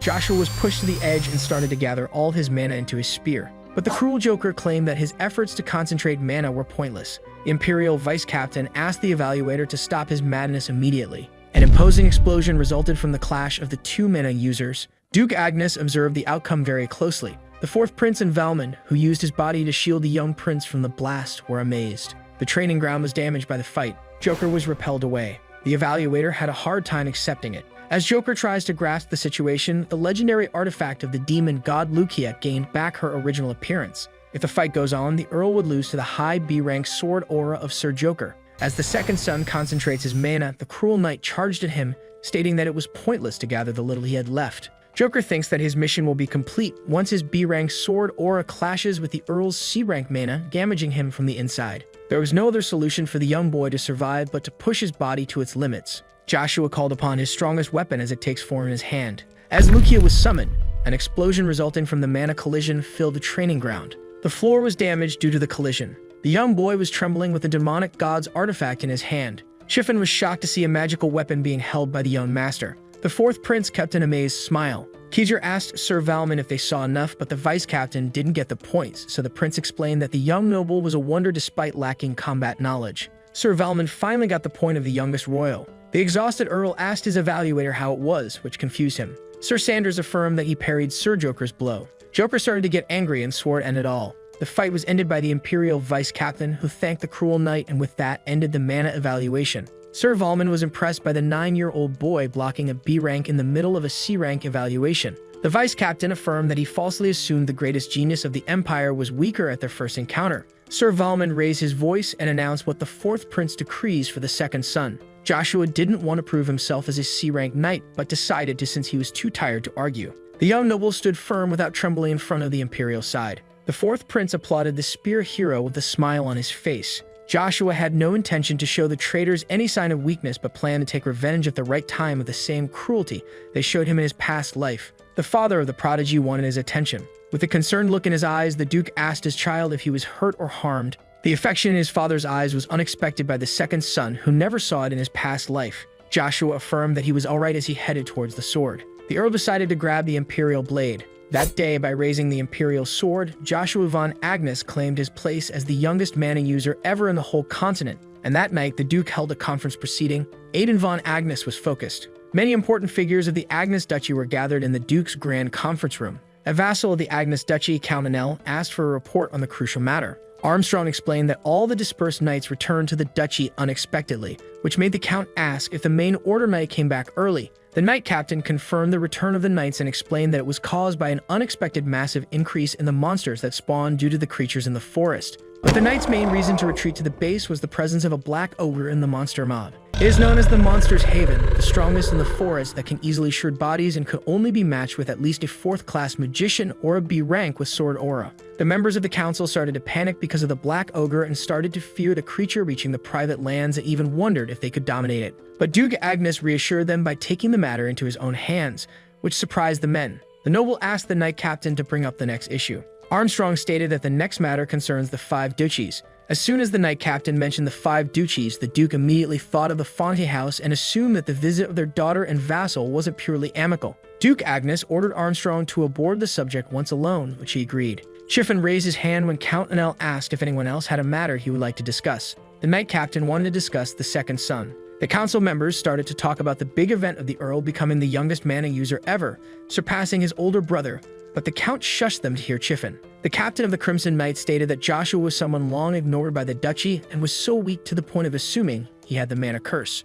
Chiffon then added that his rise to C rank was suspicious and couldn't be justified by potential alone, but the Count didn't get the point of the man in black. The knight captain accused the second son of possibly gaining his strength from demonic beings or the creatures, implying that this was the only logical explanation. Armstrong stated that Chiffon's guess was hazardous, but he reminded him of what they both witnessed. The captain of the Crimson Knight recalled the Earl using a mysterious, unidentified weapon that only changed forms due to it being an artifact. Chiffon continued by saying that the artifact wielded by the boy was a mere spear unable to contain such mana, and that the energy that parried Joker was definitely demonic. The nobles started to mumble about the Earl possibly relying on demons for power despite it being forsaken, and how the Emperor would dislike the matter, which could endanger the duchy. Duke Agnes listened as the Count proposed checking the matter first, which the others agreed on. Chiffon quickly suggested casting the second outside the duchy as far as possible. Suddenly, the one spoken of entered the room. All members of the council remained silent as the Earl passed by them. The second son affirmed to the captain of the Crimson Knight that he should duel him himself in order to check the authenticity of his power.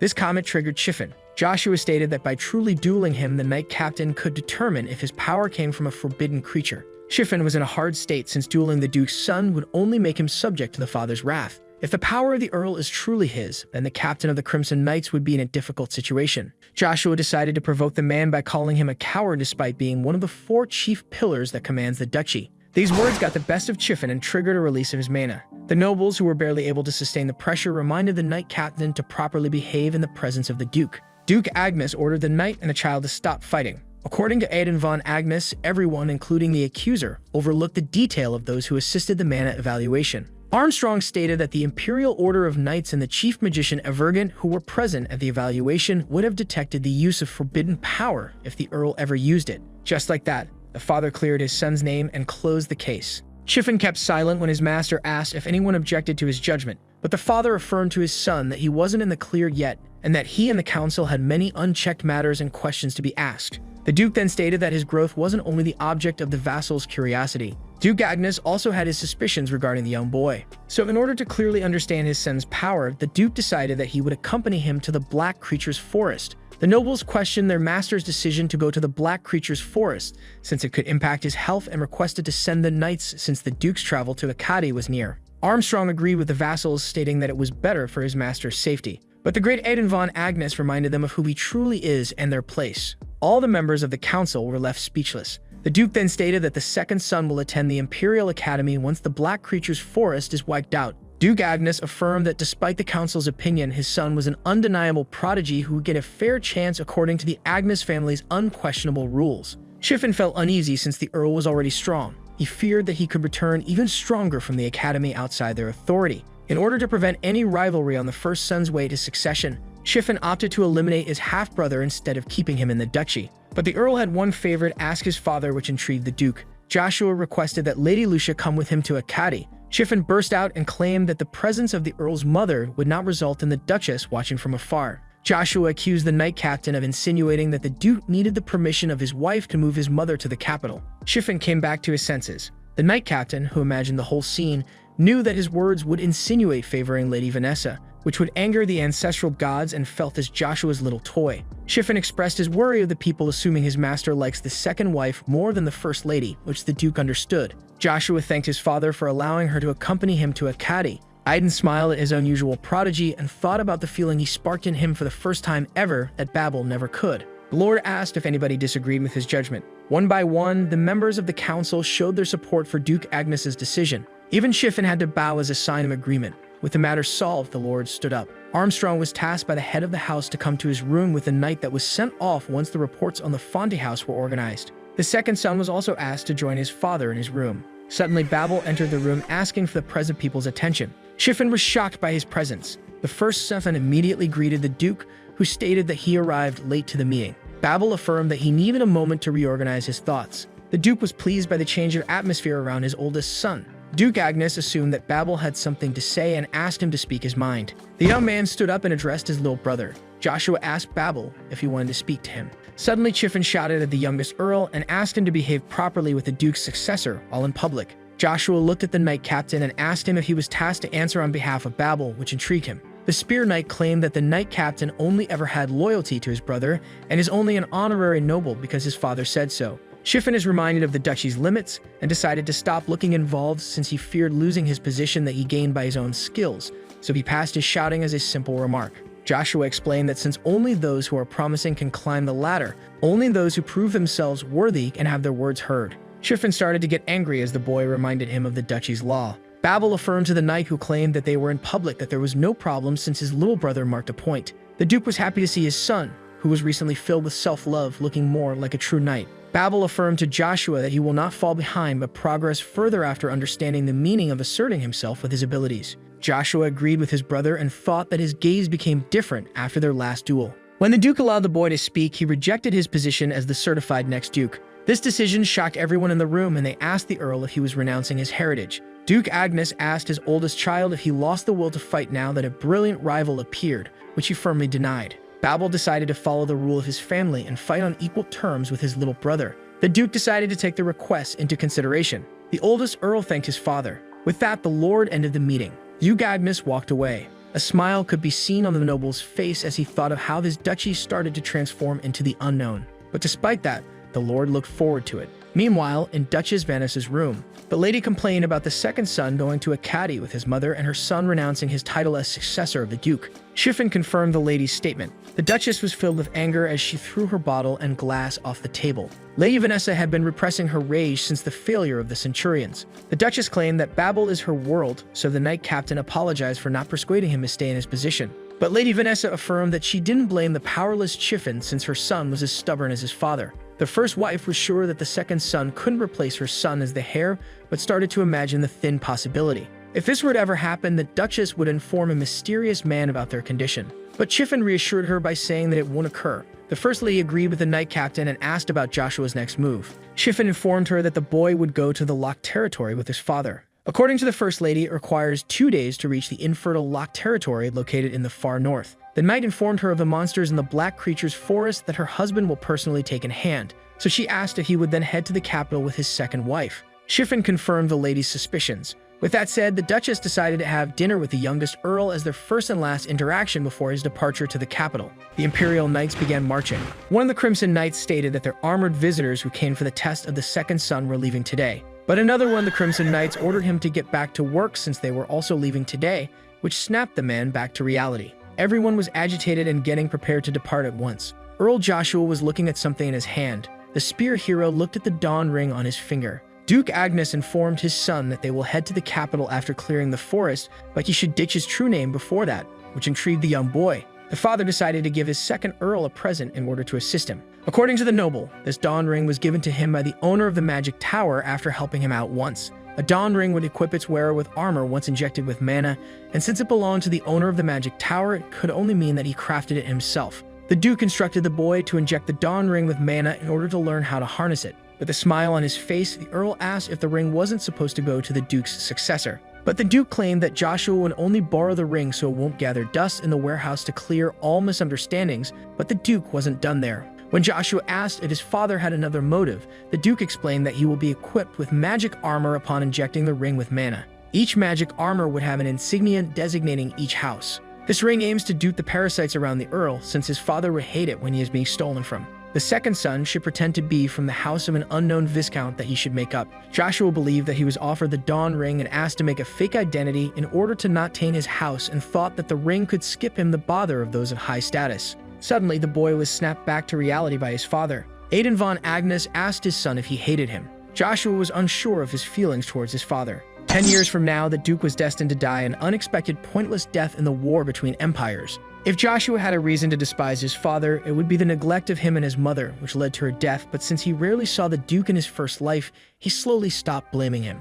The second son wondered if the same time that Heel's injuries would form a bond between him and his father. The fourth prince stated that Joshua just heard good news. But Keyser corrected himself and called the C-rank Sir Joshua, who demanded to know what the prince wanted. The Imperial's son, who just heard about the Earl moving to the capital after clearing the Black Creature's forest, asked the boy to pay him a visit sometime, which could be beneficial to him. These words left the young spearman wondering. The Imperial House had the right to nominate any loyal knight to the Order of Imperial Knights without taking the annual entrance exam or the 10-year-long compulsory service after passing. Keyser claimed that Joshua could use the Imperial Knights as much as he pleases and leave whenever he pleases to. The fourth prince let out an innocent smile, stating that he was greedy and wanted the Earl by his side and offered him opportunities like this one. Sir Sander was disgusted by the traitor's hypocrisy and pretentious self, thinking of how he would kill him with his spear right away if it weren't for the two men standing behind him. But in order to retrieve one of his past weapons, which is stuck in the annually opened secret Imperial warehouse, Joshua must become a battalion commander of the Imperial Knights.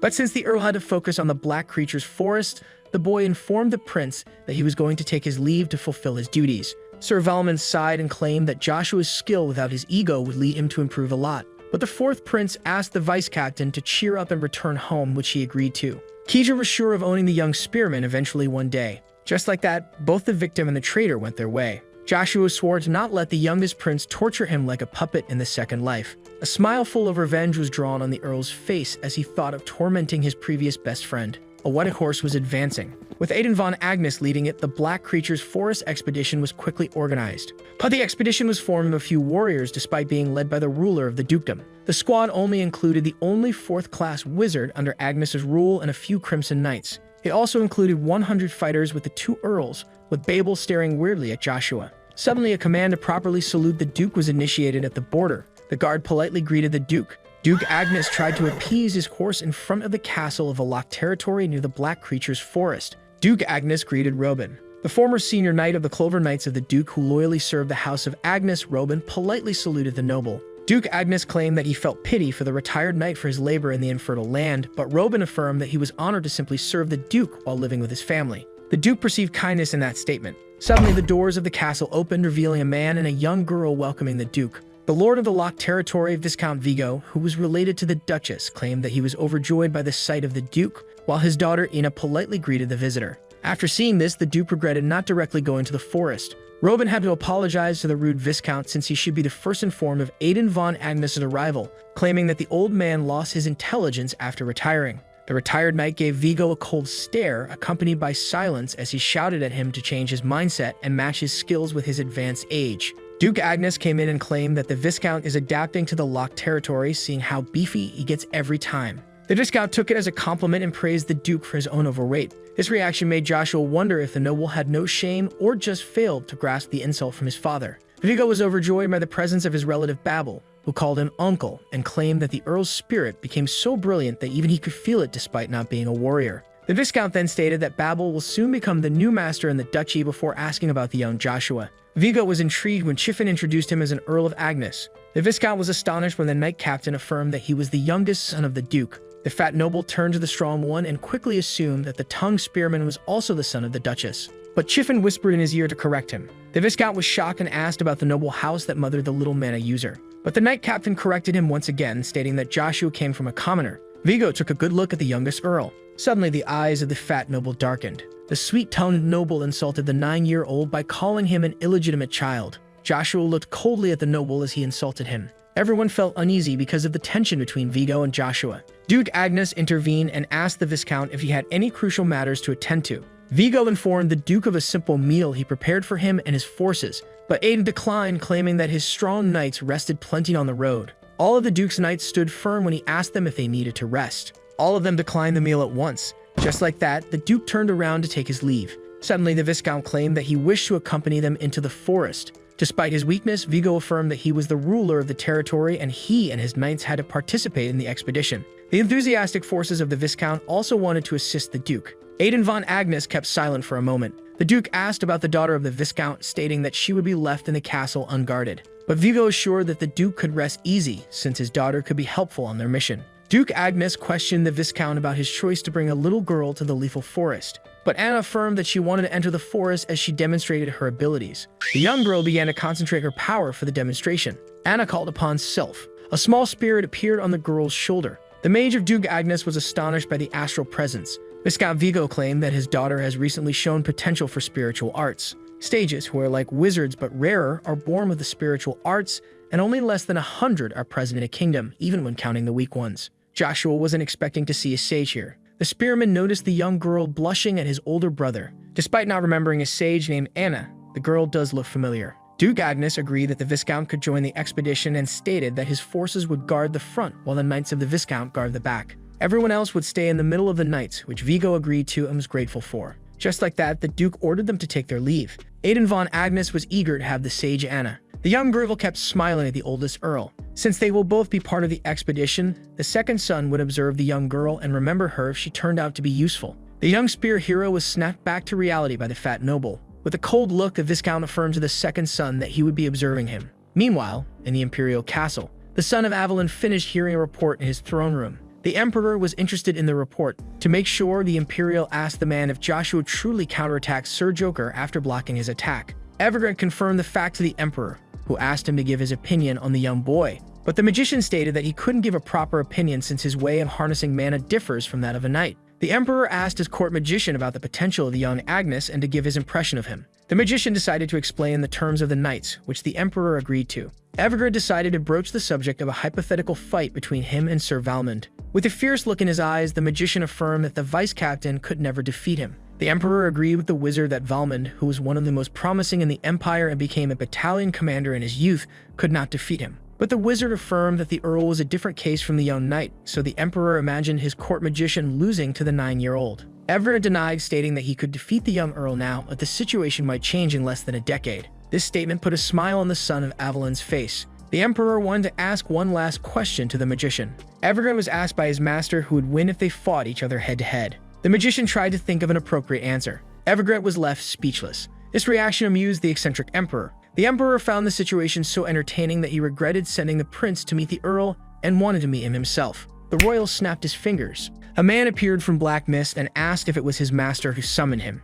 Jachin was tasked to make the Earl of Agnes spend a few days in the imperial palace. The man informed the Emperor that his youngest son was already proceeding with the preparation. The news of the fourth prince's actions shocked the father. According to Jachin, the young spear hero was recommended to the Imperial Knights by Caesar, who sent them a letter. The Emperor approved his Benjamin's approach and claimed that the 11th and 12th battalions, which are made of those who were recommended, have been annoying the Emperor. Jachin was tasked to report changes in the matter of the recommended Earl. The young spear hero was found entertaining to the son of Avalon. If the boy shows promise, the Emperor seems to have a plan in mind for him. Meanwhile, a red moon shone upon the black creature's forest. The horrifying monsters were abundant in numbers in these woods. Joshua was attacked from all directions by weaponized kobolds. The young spear hero began to think that he was doomed. It was now sunset at the military camp. The Duke and Viscount's forces were installing their tents to spend the night. Duke Agnes, with Chiffon, Roran, and his two sons, was planning their next move. Vigo came running to the Duke to ask him why they stopped advancing to install their tents here. The retired knight thinks that his master can't grasp the situation alone since he only cares about himself.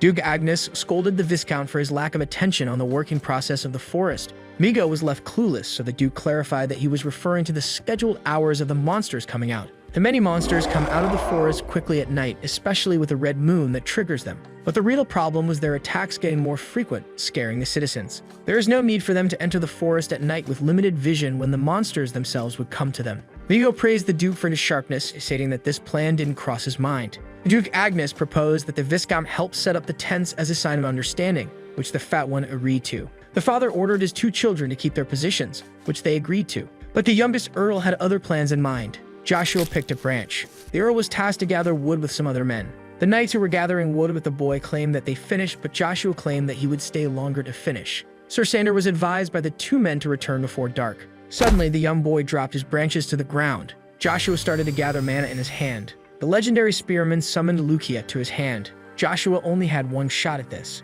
With that, the Earl headed into the black creature's forest. The Viscount watched as the young boy entered the dangerous woods. A cold look could be seen on Lord Vigo's face. The Genesis Stone was named as such by the ancient magicians for being an item that strengthens magic and holds the power of creation. It is believed that there is a stone for each element, but only fire, water, ice, wind, and lightning are known but yet to be located. Since it can upgrade a first circle magic to a third circle magic, the Genesis Stones are wanted by both knights and magicians. Sir Sander remembers that one of the Genesis Stones is hidden in the heart of the creature's black forest. Joshua could barely see in the dark. By getting his hand on the Genesis, the Earl would be able to harness his overwhelming power. The legendary spear hero wondered if he needed to keep marching to reach the deepest part of the forest, since he entered an hour ago and felt as if the stone was very close. Suddenly, the ground began to shake below his feet. Joshua was shocked to see a black ogre appearing. The Earl quickly hid himself from the fierce monster. The black ogre was blocking the way to the deepest part of the forest. According to the Earl, the beast was unaffected by most low-level magic, and one needs to be at least a B rank to face it, but there was a ray of hope. Black ogres hunt alone.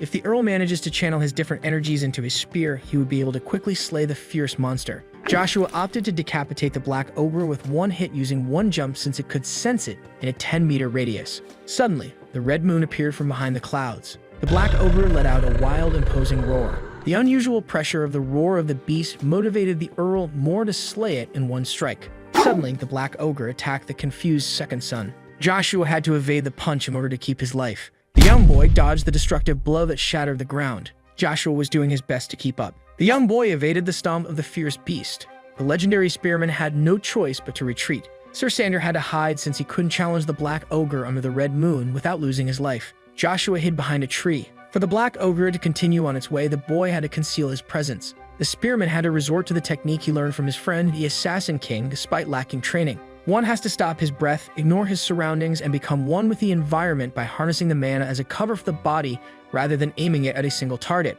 Joshua looked in silence. The black ogre was now very close to the young boy. The confused beast went on its way. Joshua was glad that his trick was successful. Just like that, the spearman kept advancing to the center of the forest. The second son had to reach the deepest part of the forest with this state of mana despite the physical difficulties. Suddenly, the branch he landed on broke. Just like that, the Earl fell to the ground. Joshua wondered how he fell on his back. The spearman was found by a monster. Sir Sander assumed that he was doomed as a kobold horde came out from behind the bushes. The bloodthirsty kobolds attacked the young boy. Joshua wondered if this situation was actually beneficial, since he wanted to test something out. The monsters attacked the boy from multiple directions. The hero started to spin his spear. Joshua used Gust, the second form of the magic spearmanship stage 2, to wipe out the beasts.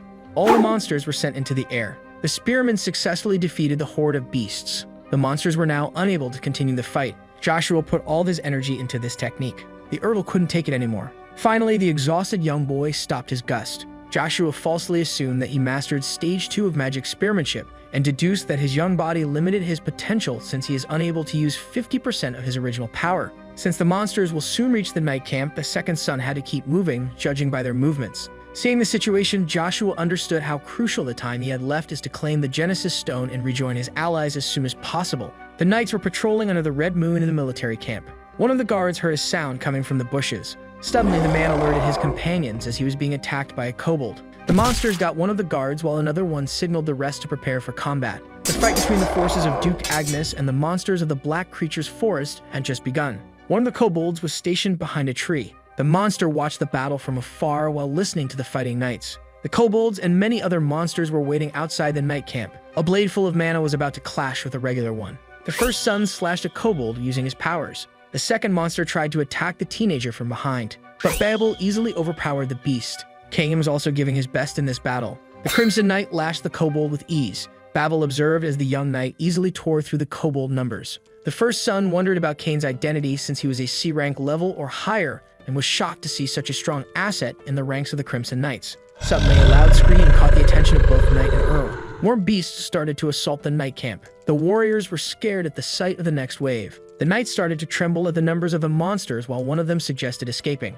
But Chiffin claimed that he would punish any of his subordinates who left the battlefield and ordered them to form a wall. The captain of the Crimson Knights commanded his forces to prepare for combat. After hearing this, the warriors were ready for the confrontation. The beasts charged at the humans. Just like that, both sides clashed together. The Earl was slashing through the hordes of beasts. Cain was also doing his best. Chiffin decided to attack with a blade full of mana. Many of the enemy forces were defeated by the strike of the Knight Captain that shattered the ground. Something caught the man in black's attention. After seeing the incoming wave, Chiffin affirmed that the enemy numbers are much higher than predicted. This is due to the red moon that was scheduled to shine tomorrow at midnight. A black ogre appeared. Chiffon felt alarmed by the roar behind him. The knight captain was now face to face with the black ogre. The timing was miserable since Chiffon was the only knight present who was higher than B rank. Chiffon had no other choice but to try to slay the giant creature. In a flash, the weapon of the beast was a few inches away from the knight. Chiffon was sent flying into the ground by the black ogre. The worried Babel watched as the captain of the Crimson Knights was easily defeated.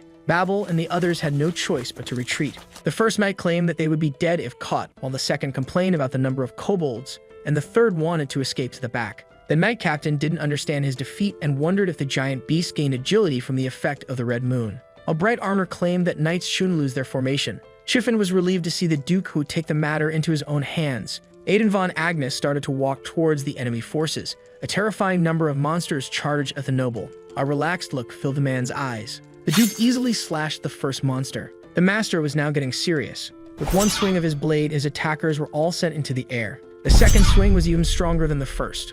Only a damaged ground remained from the defeated monsters. The shocked kobolds were terrified by the power they just witnessed. Chiffon was amazed by how his master disintegrated hundreds of monsters with ease. That immense power belonged to Duke Agnes of the 9 Stars of the continent. Someone was walking in the smoke. The young Earl defeated many kobolds. The boy arrived at the edge of a hole. Joshua had found Bronto. Lightning started to come out of the massive hole in front of the hero. The Genesis Stone was finally located. Duke Agnes wiped out most of the battlefield. The noble kept a strong and relaxed composure even in battle. The immense power of his father left Babel trembling in shock. Vigo affirmed to the Earl that this was the power of his father, a power that he would one day match since he was his son. According to the Viscount, it is only natural for the young, inexperienced Babel to be shocked by such a display of mana in this fierce battle. Vigo then remembered something important. The Viscount came up to the knight captain, angrily asking about a certain kid, which confused the man in black. Vigo was referring to the son of the second wife. Chiffon stated that the second son was nowhere to be seen, so the fat noble speculated that he escaped fearing for his life and blamed it on his lowly birth. The soldiers started to discuss the runaway child, stating that he was not like his older brother and a waste of Agnes of blood. But the Duke got angry at them for losing concentration when their fights hadn't ended yet. The knights were barely able to withstand the pressure of their angry lord. Babel infused mana into his blade. The first son charged headfirst to claim glory for his house. The knights also decided to launch an attack. All were motivated to join the assault with the first Earl. Seeing this, the enemy forces had no choice but to run for their lives. This sight pleased one of the Crimson Knights, who claimed that the monsters would perish before reaching the forest. Suddenly, the running enemy forces were knocked into the air. The knights were also shocked. A large number of black ogres arrived at the scene, which startled the forces of the Duke. The giant beasts let out a huge, terrifying roar. At the sight of the black ogres, the knights had no choice but to run away. The other monsters became motivated by the presence of the beasts and restarted their attack. The knights had to fight the kobolds once again. Monsters and warriors were both defeated by a single attack of the black ogre, yet the knights insisted on fighting. Chiffon realized that the many black ogres made their task even harder. Suddenly, a familiar aura got the attention of the knight captain. Joshua was now positioned in the air, ready to strike from above. The monster's head was hit by the Earl's thunderbolt. The lightning attack of the young boy slew the terrible beast. Vigo and Chiffon couldn't believe their eyes. The father was impressed by his son. The Earl landed on the ground. Sir Sander finally joined the battle. Chiffon was amazed by the 9-year-old terrassing a black ogre with one strike under the red moon. Joshua accomplished this feat while being a C rank. But the Viscount didn't believe it and accused the boy of using trickery to fool them, claiming that he only struck the beast at the perfect instant after staying hidden. Vigo claimed that it was the boy's father who one-shotted the creature. The Viscount ordered his knights, who agreed with their lord that the C rank was only lucky with his timing since only a B rank could defeat the black ogre, to help the Duke. The locked knights charged to fight with Duke Agnes. Joshua didn't want to be underestimated anymore as it damaged his ego. The second son decided to demonstrate his powers even if his young body couldn't endure it. If the worst happened, the father would rescue his son. The knights were getting desperate after seeing a complete horde of the strongest monsters in the black creature's forest. The knights were confused when the second son asked them to make a way or get caught in his attack. Lightning started to come out of the hero's spear. Even if he was very compatible with the Genesis Stone, the boy wasn't sure how much of the ability his body could endure. The Earl jumped over 2 black ogres. Joshua cast Thunderbolt Wind on the 2 giant beasts. Lightning filled the sky. Both of the colossal creatures were blown away by the blast. Just like that, the young boy defeated 2 black ogres. Joshua was exhausted after casting Thunderbolt Wind. Vigo fell to his knees in disbelief. The locked knights were amazed by the C rank slaying the beasts, who could only be rivaled by a B rank sword aura or higher in one attack, and wondered about his elemental mana. The man started to wonder if the young boy was a magic swordsman. Duke Agnes was astonished by his youngest still on his feet and assumed that he didn't want to show vulnerability to the others. The magician came to his master to express how remarkable his child was, so he asked Armin to express his opinion on the child, but was unable to explain in knight-rank terms. Wizard Armin defined him as a monster that would impact the continent, seeing how he used the rare gift of the gods, the double casting of 2 spells that needs a 3rd-class master or above. But before the magician could finish his sentence, the Duke suddenly dashed in a given direction. Joshua had used all of his power. The little boy's body couldn't take it anymore. As the young boy started to lose consciousness, a black ogre was ready to smash the Earl. The fist of the beast was casting a shadow of the crumbling knight, but the Duke came just in time to prevent the young boy from falling and to blow the monster into pieces. Duke Agnes successfully managed to save his youngest son. With that, the little hero peacefully succumbed to his exhaustion. The Duke vaporized the monster in less than a second. The father was able to save his child at the last moment. Joshua was happy with this protection. The boy could barely keep his eyes open. Finally, the Earl succumbed to exhaustion. Joshua opened his eyes to see a building on fire with people in it. The place in question was the mansion of Duke Agnes. This sight confused the Earl. The boy observed the chaos and wondered if it was just his imagination. This scene was far too realistic for the boy to be a mere dream. A figure with a giant sword was walking out in the flames. Seeing the sword in his hand, the people assumed that this was Aiden von Agnes. The mysterious figure turned out to be the first Earl. Joshua wondered why he was witnessing the fall of the Agnes that would happen around a decade from present times. The Earl was confused by this vision. Joshua then concluded that he was having a precognitive dream caused by the Genesis Stone. It's highly possible that the power of the Bronto caused this dream, proving that even the wizards of the Grand Tower of Magic failed to fully grasp the power of the Genesis Stones. Suddenly, a mysterious wind filled the air. Babel screamed as his chest was slashed in the middle of the air. Despite the pain, the Earl managed to land on his feet. Babel and the lady in front of him had an incomprehensible conversation. The woman in question was no other than Ava. Joshua was shocked to see the daughter of the Viscount and win Sea Lion, a high-class spirit, in his dream. At first, Sir Sander didn't recall Anna, but the sight of the high-class spirit confirmed her identity, and he was startled by knowing that such a conflict occurred between her and his family. According to Joshua, the sight of the sage meant that her instructor was also present. The Earl was annoyed since he wasn't able to properly hear their conversation. The irritated young boy felt as if he was under silence magic. Suddenly, a figure began to form from the magic wind. The mystery man was talking to the older Babel. Even if Sir Sander couldn't properly see or hear the figure, he was sure of its identity. Suddenly, the image of Babel asked the man to stop talking. The matured first Earl stated that his house wouldn't be beaten by a mere mixed organization. The mystery figure seemed to have responded to the older brother. When Sea Lion then charged at the matured Babel with his claws. The first Earl was slashed by the astral beast. Just like that, Babel was defeated by Ava and her teacher. The magic wind around the mystery man began to disappear. The face of Ava's teacher was finally revealed. Joshua was angered by the mystery man that he recognized. Suddenly, a flash of light filled the boy's dream. The legendary spearman suddenly woke up screaming the name Draxia Velgrace. Joshua found himself in a luxurious room. The user of Bronto was sure that he just experienced a precognitive dream. The boy wondered how long he had been sleeping. Suddenly, a pain struck the Earl as he tried to get up. The boy's fragile body is still unable to bear his power. Joshua was able to master the 2nd stage of magic spearmanship. This stage was equivalent to the peak of C rank, and if the Earl used the same power he used against the creatures in the forest, he could go against the weakest among B rank. This improvement is due to the Genesis Stone with the powers of lightning, which might also be the cause of the precognitive dream the spear hero just had. Joshua needed to research the Bronto. The second son was startled by his father sitting at his window, expressing his captivation. The Duke started to talk about the red moon, which recently looked like it was about to bring havoc to the world. Duke Agnes continued by complimenting the magnificent light that the moon now cast. Joshua agreed with his father. The Duke explained to his Earl that they would be going to the academy after returning to the Agnes Duchy. Aiden reminded the young boy that he must conceal his identity by pretending to be the only child of the dethroned Frederick Viscounty. The Earl of Agnes should pass himself for someone who is desperate to restore his Viscounty to its former glory. Joshua agreed to these conditions. The young boy decided to embrace his fake identity in order to keep himself from drawing attention and wanted to focus on restoring his past prime. But the Duke had more to talk about. The Duke was unsure if his child was somnambulating, but he did mention a name that caught his attention. Aiden von Agnes asked Sir Sanders about the cursed name of Draxia Velgrace. The Earl thought very well of the best answer to give. A silence between father and son filled the room, but the Duke decided to drop the subject. Duke Agnes stated that Joshua should focus on resting well since they would be heading to their mansion tomorrow. The boy didn't utter a word to respond. The late moonlight shone upon the locked castle. The captain of the Crimson Knights was asked if the Duchess was aware of the matter inside the secret room of the locked castle. Chiffon confirmed to the Viscount that Lady Vanessa was well informed, which intrigued him since she didn't act to protect her son's status as the Duke's successor. The knight captain explained that the Duchess didn't have time to act since until recently. The second son was a stables boy and no one was aware of his great potential. Vigo didn't believe that the second son awakened his potential alone like Chiffon said, and compared him to his exceptional older brother. The Empire's greatest talent only earned his rank by following rigorous training under one of the 9 stars of the continent and his duchy's systematic education since he was an infant.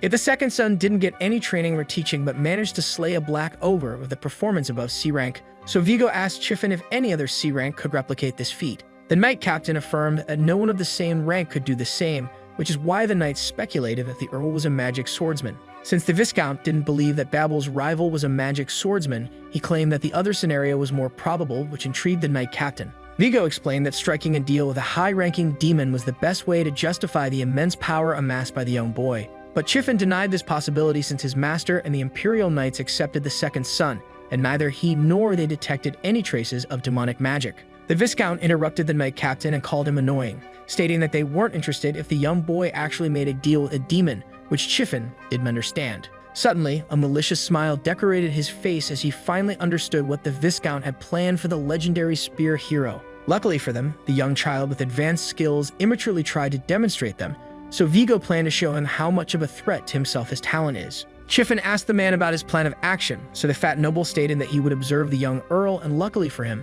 Anna planned to attend the academy this year just like Joshua. Chiffon agreed that it would help collect data, and the Viscount claimed that he should observe the matter while on duty since Joshua would become a problem if he aimed for the throne. The knight captain that Vigo put his trust in claimed that he would resolve the problem before it could ever happen. The man in black watched as the Viscount of the locked territory left the room. Chiffon started to think about the demonic beings. It was now morning with Lady Cheryl on the balcony of the Agnes mansion.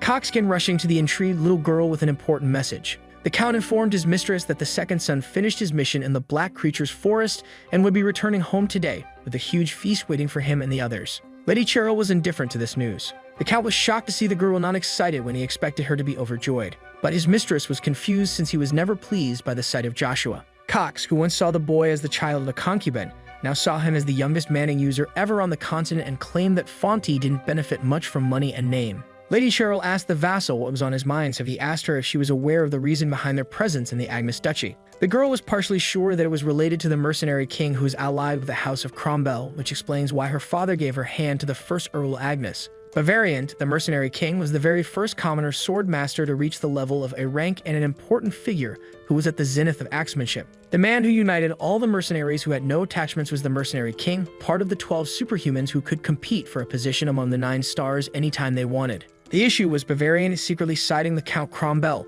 who was the richest in Avalon after Fonte, so the fight between them was inevitable, and they were now about to enter a territorial war. If the rumor turned out to be legit, House of Fonte would be doomed since they couldn't share their conflicts with outsiders, according to Lady Cheryl. Cox affirmed that both merchant houses are very sensitive to rumors, especially the one about the territorial war. The houses looking for commercial benefits would act in the discreet, reasonless territorial war that is forsaken by Avalon, so the fastest family would be assured to win. Cheryl said that Cox referred to the superhumans as those who aren't bought, which explains why her father wanted to marry her to Babel to make the Duke an ally, which he assured. Now that she knows the truth, the little lady felt uneasy despite admiring strong people. The Count was confused since her normal reaction would be to outline that she is the key factor of the plan. When Lady Cheryl asked if she could request the assistance of Duke Agnes, the vassal denied it, claiming that he isn't like the mercenary king. The girl was too young to grasp how the pride of an aristocrat was most sacred to him, even if it led to the fall of one of the 5 duchies, so her house decided to not ask for help unless it was crucial. When the lady asked the vassal if he shared this way of thinking, he rescinded that he would at least choose his house over his ego, which she understood. Cox confessed that he didn't want to see the little girls sacrificed for the sake of their dukedom, and knew that despite acting indifferent, her heart didn't belong to the first Earl. But as the vassal, he couldn't ignore their problems but wished for the lady to have an honest interaction with Joshua since she behaved differently around him compared to his older brother. These words touched the heart of the young lady. Cox apologized since he just wanted Joshua on their side and asked Cheryl to ignore it, but she requested a meal with him at the perfect time since they would reunite before she left. The Count was overjoyed and happily agreed to his mistress's request. With that, Cox took his leave, affirming that he would soon return with joyful news, so the lady thanked him for his efforts. Lady Cheryl sighed after the man left. The young noble wondered if everything would turn out fine. That night, many fireworks filled the night sky of the Agnes Duchy. The Crimson Knights finally came back from the Locklands, and on that occasion, the first feast in a long time was prepared at the Agnes mansion. Joshua walked past a bunch of knights praising his feats. Cain asked his lord, who was the center of attention, if he was allowed to ditch the festivities. The boy emphasized the word lord, claiming that one would make a great deal of it upon hearing this. But the knight affirmed that after the black creature's forest incident, he was serious about making the second son his master. The spearman reminded the knight that he had the right to reject his pledge. But Cain affirmed that his future lord would be wise enough to keep a subordinate who would one day become a master. Joshua affirmed that the young knight was bolder than expected, which he took as a compliment. The second son dismissed his subordinate since he wished to go rest in his room. Cain wished the boy a good rest and affirmed that he was being honest. The knight claimed that Joshua had a lot to teach him apart from his phenomenal skills, claiming that it would be an honor to call him his lord. Joshua stated that he would consider the offer. With that, Cain excused himself and asked the boy to call him if he was needed. In his past life, multiple individuals wanted to become Sir Sandor's subordinates, but he politely rejected all of them. Since he swore to become the traitor's sword in his past life, he declined every subordinate for fear that his friend would start to grow wary of him. The spearman rejected everyone for Caesar's sake, and the pain of betrayal is still engraved in his memories. Joshua remembered his father asking him about Draxia Velgrace, who participated in his assassination along with his oldest friend Heezer. The Earl was suddenly snapped back to reality by someone calling upon him. The old man asked if he should call a medic for the young master if he felt sick, but he declined and asked the man to continue on his way. Joshua was informed by the old man of a meal prepared for him where everyone was waiting for his arrival, but he informed the man that he previously declined so that he could rest in his room. The old man affirmed that this dinner, where Lady Lucia would be present, was prepared by Lady Vanessa and wasn't part of the feast. Upon hearing this, a fierce look filled the second son's eyes. The young boy suddenly opened the door. Chiffon, alongside the boy's mother and stepmother, were waiting for his arrival. Lady Lucia was overjoyed by the presence of her son. The legendary spear hero was also happy to see his mother. Lady Vanessa told her husband's son to enter and stated that it would be their first time seeing each other. Chiffon claimed that the Earl should behave properly in front of Lady Vanessa, but something seemed to have caught his attention. Joshua's eyes were filled with fierce hate and anger. The captain of the Crimson Knights felt alarmed after receiving such a gaze. Lucia stated that her child should properly salute the Duchess. Joshua introduced himself as part of House Agnes.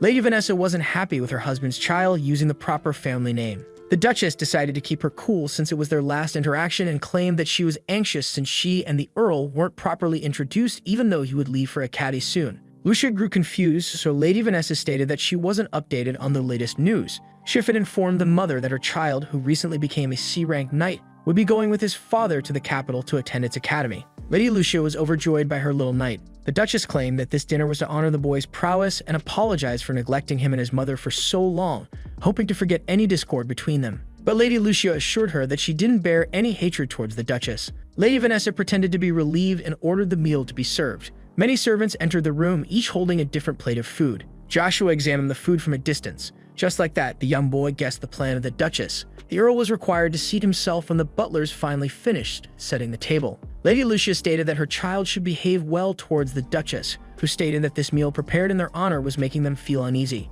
But Joshua's mother denied it, which relieved the Duchess, who feared that she was despised by the woman. Lady Vanessa claimed that she wished to form a bond with Lucia and her son. Joshua's mother thanked Babel's mother for the great meal in front of them. After that, the lady wished both of them a good appetite. Lucia happily started to cut off a piece of her steak. The woman was about to ingest the food of the Duchess. An evil smile was put on Lady Vanessa's face as she saw Lady Lucia about to taste the food. Suddenly, Joshua got up to ask the Duchess for forgiveness. Joshua apologized to his supposed aunt for not properly saluting her earlier despite her showing great affection to him and his mother. The Duchess claimed that there was no need for the apology and wished for the Earl to keep enjoying his dinner. Joshua stated that he could only accept such kindness once, even if the Duchess prepared the dinner in their honor, which confused his mother. The Earl affirmed to Lady Lucia that Lady Vanessa was showing too much affection to the point where most of the plates were on their side of the table. The hero's mother finally understood the point of her young child. As he thought of how he came across death countless times, Sir Sandor claimed that he would like all of them to enjoy the delicacies together one last time before he heads to the capital.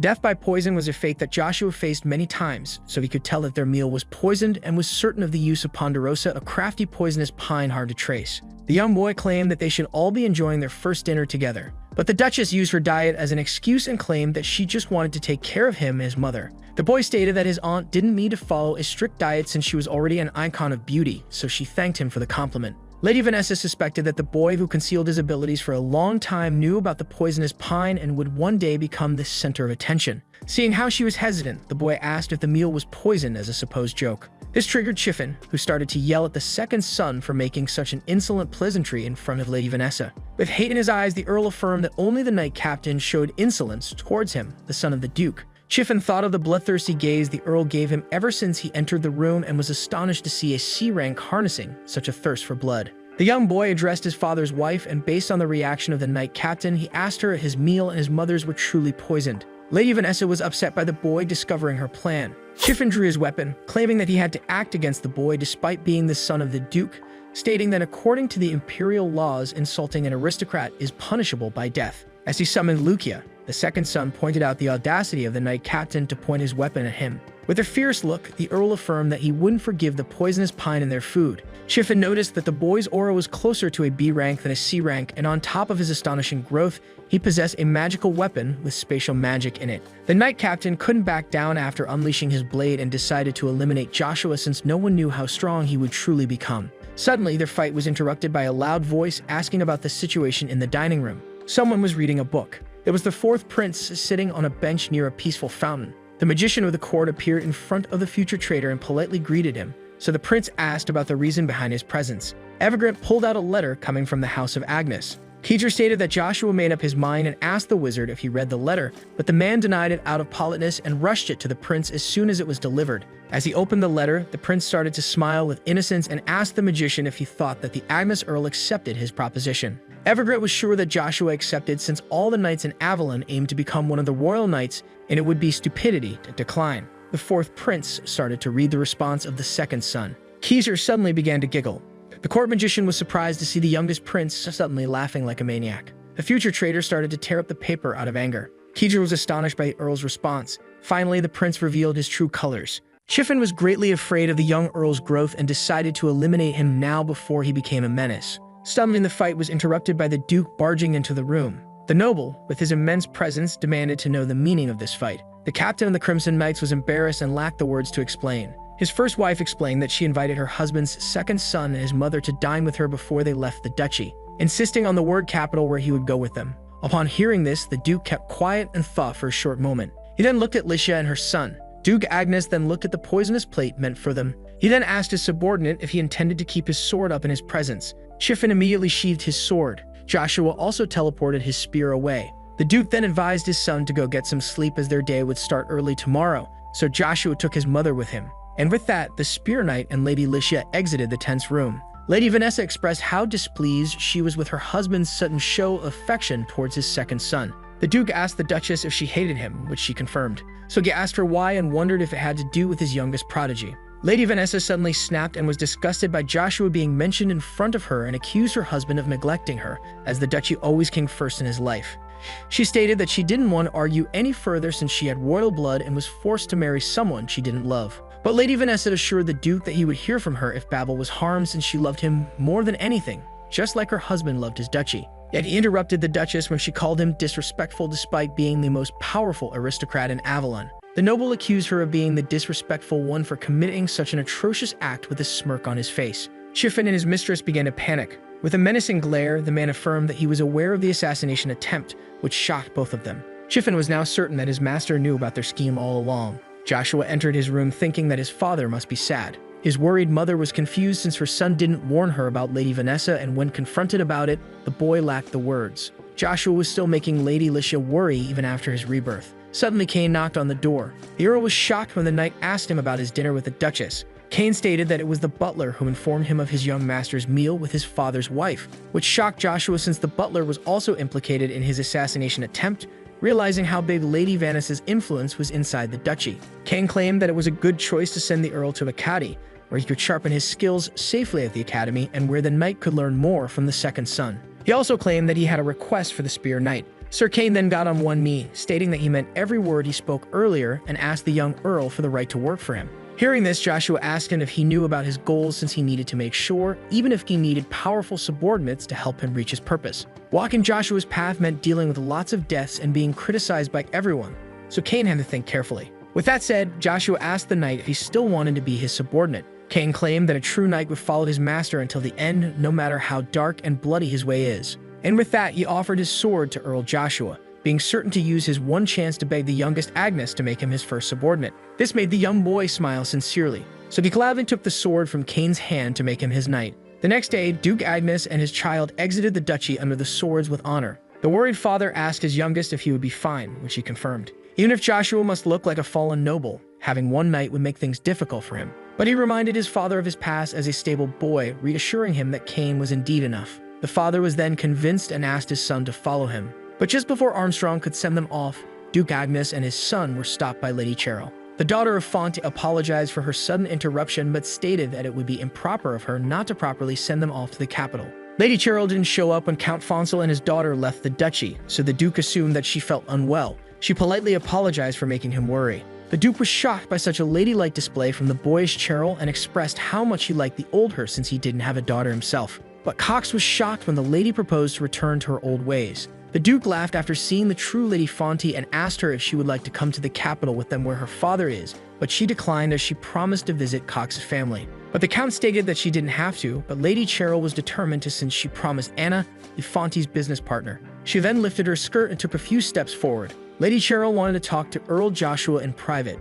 The annoying spear knight wondered what the little brat wanted to talk about, but she actually had a gift for him. The little girl offered him her family token and asked him to visit the Fonte house once in the capital. Seeing this, Count Cox panicked, knowing well what this gift meant. But Joshua was confused, so the red-haired girl explained that he should consider it an invitation to the Fonte duchy. He then heard some knights babbling about how Lady Cheryl was giving her family token to the past stable boy, so one of them speculated that she liked him. They also discussed how she was supposedly in love with Babel, but nothing serious, and considered her token a love declaration that no knight could refuse. Joshua was in a tough spot in front of those knights who highly valued a lady, which would destroy his reputation and make it hard to stay hidden while trying to recover his prime. But then the Earl noticed Lady Fonte crying, fearing that he might humiliate her, while she tried to make up for her rudeness. Joshua decided to accept the gift and snatch the token from the red-haired girl's hand. He wanted to go immediately as the road ahead was long. The Duke asked Lady Cheryl if he was also invited to her house, which she cheerfully confirmed, so he decided to bring a drink from the Heart Kingdom for her alcohol-enthusiastic father.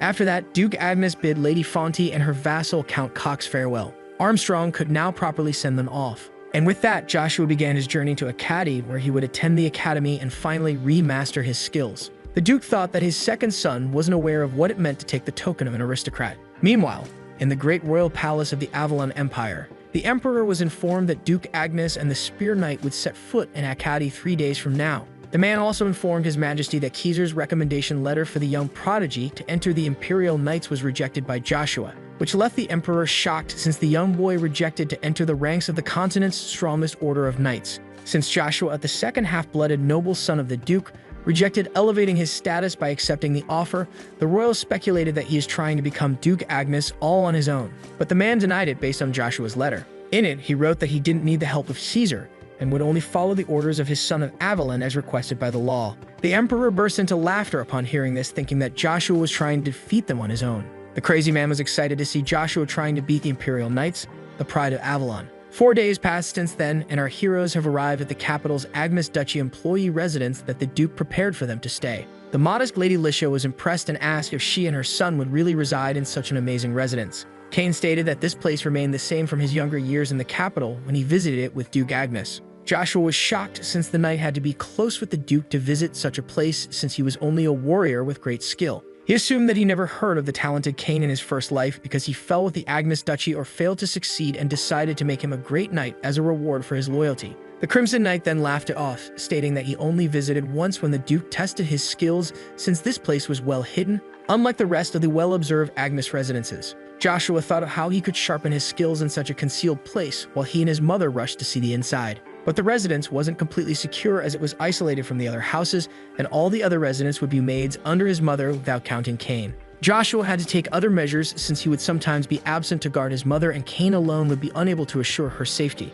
So he informed his knight that he would be going out. Cain warned him that he might get lost since he wasn't familiar with the capital, but his master reassured him and left Lady Licia in his hands. So he agreed since he speculated that the young man would just look around the city. After that, in the downtown area of capital Acadie, in front of a tavern called a Wineglass from White Rolf, the second son of the Duke thought that this place would still look the same a decade from now, and wondered what the people inside would think of a child entering the tavern. Suddenly, a man appeared behind Joshua, and assuming that he was lost, and offered to take him home. But the mystery man was shocked when he heard the young boy saying that he was looking for a red coin buried at the bottom of Lake Rolf, and with that, he asked the Earl to come with him. The Spear Knight was now certain that he had come to the right place to seek intel, as he craved an informant that could give him information on his past. An informant needed to discreetly gather intel by manipulating others, which fitted the normal-looking mystery man that no one would suspect. He and the Earl were now inside the bar with only one person sitting at the tables. The man asked Ryan to register the young boy in his place. Joshua speculated that Ryan wondered about him being inside the bar, but he heard beginner informants followed orders blindly, which explains why they are the best information business there is. The mystery man then got closer to a peephole, signaling his presence. A man then opened the door for him and their young guest. And just as he closed the door, the mystery man reached for a hidden trap door on the floor. Joshua was appeased by such an amazing security level, and since trust was the core of the informant's business, he wouldn't be able to bribe them to get some intel. The mystery man then asked our hero to be careful as the stairs were dark. Joshua followed him in silence while looking around. They then arrived at a door guarded by a man. The man then stood up as a sign of respect while the informant told him that Joshua was a client, and with that he opened the door for them. It seemed that the mystery man was a high-ranking informant as people had been treating him with deep respect along their way. Joshua was getting tired of the many doors, but the mystery man informed him that they had arrived. He then asked the young boy to head to room 3 and to seat himself. Joshua looked at the hole through the wall thinking that intel must pass through here. The mystery man then asked the boy what type of information he was looking for. The Spear Knight then asked the mystery man if they sold information and if they lacked informants since the branch manager welcomed him at the door. This shocked the informant, who asked the little boy, who seemed knowledgeable about their organization, why he assumed that he was the branch manager. So Joshua explained that the basis of an information business was security, which required informants not knowing each other's identities to keep the organization safe. The main branch was also responsible for the other branches, so the average informant wasn't aware of the existence of a branch manager. But the legendary Spear Knight just made a lucky guess based on how everyone treated the mystery man with respect until now and how he reacted when he assumed his position. The branch manager was now sure that the rumors about the young boy were true after meeting him in person, which left him confused. The informant was aware that this young man in front of him was Joshua von Agnes, son of Duke Agnes. Joshua wasn't expecting to be known by the mystery man, but he affirmed that he wouldn't dare call himself an informant if he didn't know about him, the most spoken-of person in the Empire. The branch manager was easily able to unmask Joshua despite his father's efforts to hide him, meaning that his skills are a double-edged sword since he could easily sell his information. But the branch manager of the Lunar Moon Zero assured his client that only he and a few others knew who he truly was and asked him for the reason he came to their door.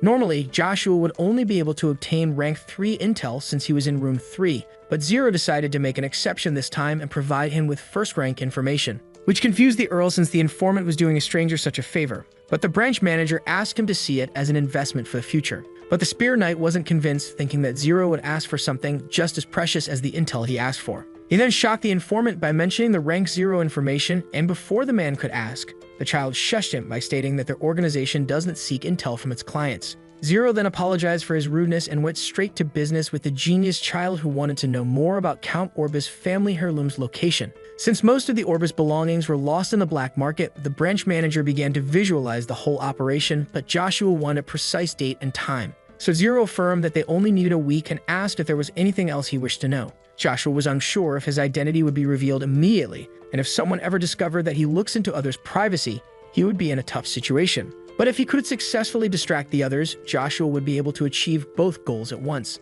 The Agnes Earl then repeated what he said to Zero at the bar's door, but added that the moon door would open to the one who finds the token. The branch manager was shocked since only a handful of people inside their organization knew about the secret token, and yet a mere child was aware of it. Our hero then proposed to find this said item in 3 years as another form of investment for Zero. Finding the token was pointless since the moon door successor was decided last year, but the man was left shocked when a child proposed to find a token that remained lost for years. But before he agreed to the deal, the branch manager wanted to know the conditions, so Joshua explained that he shouldn't reveal any intel concerning him or the information he seeks. The other term was to give him everything about Babel's future killer, Draxia Velgrace. The branch manager was once again shocked at the mention of the battle god, but the legendary Spear Knight considered his terms acceptable for the precious token. 2 months have now passed since then, and the Earl spent his days trying to retrieve his primal power. He also spared no effort to move his dear mother to another Agnes residency, a safer location more secure than this isolated mansion, yet Lady Licia wanted to stay with her son.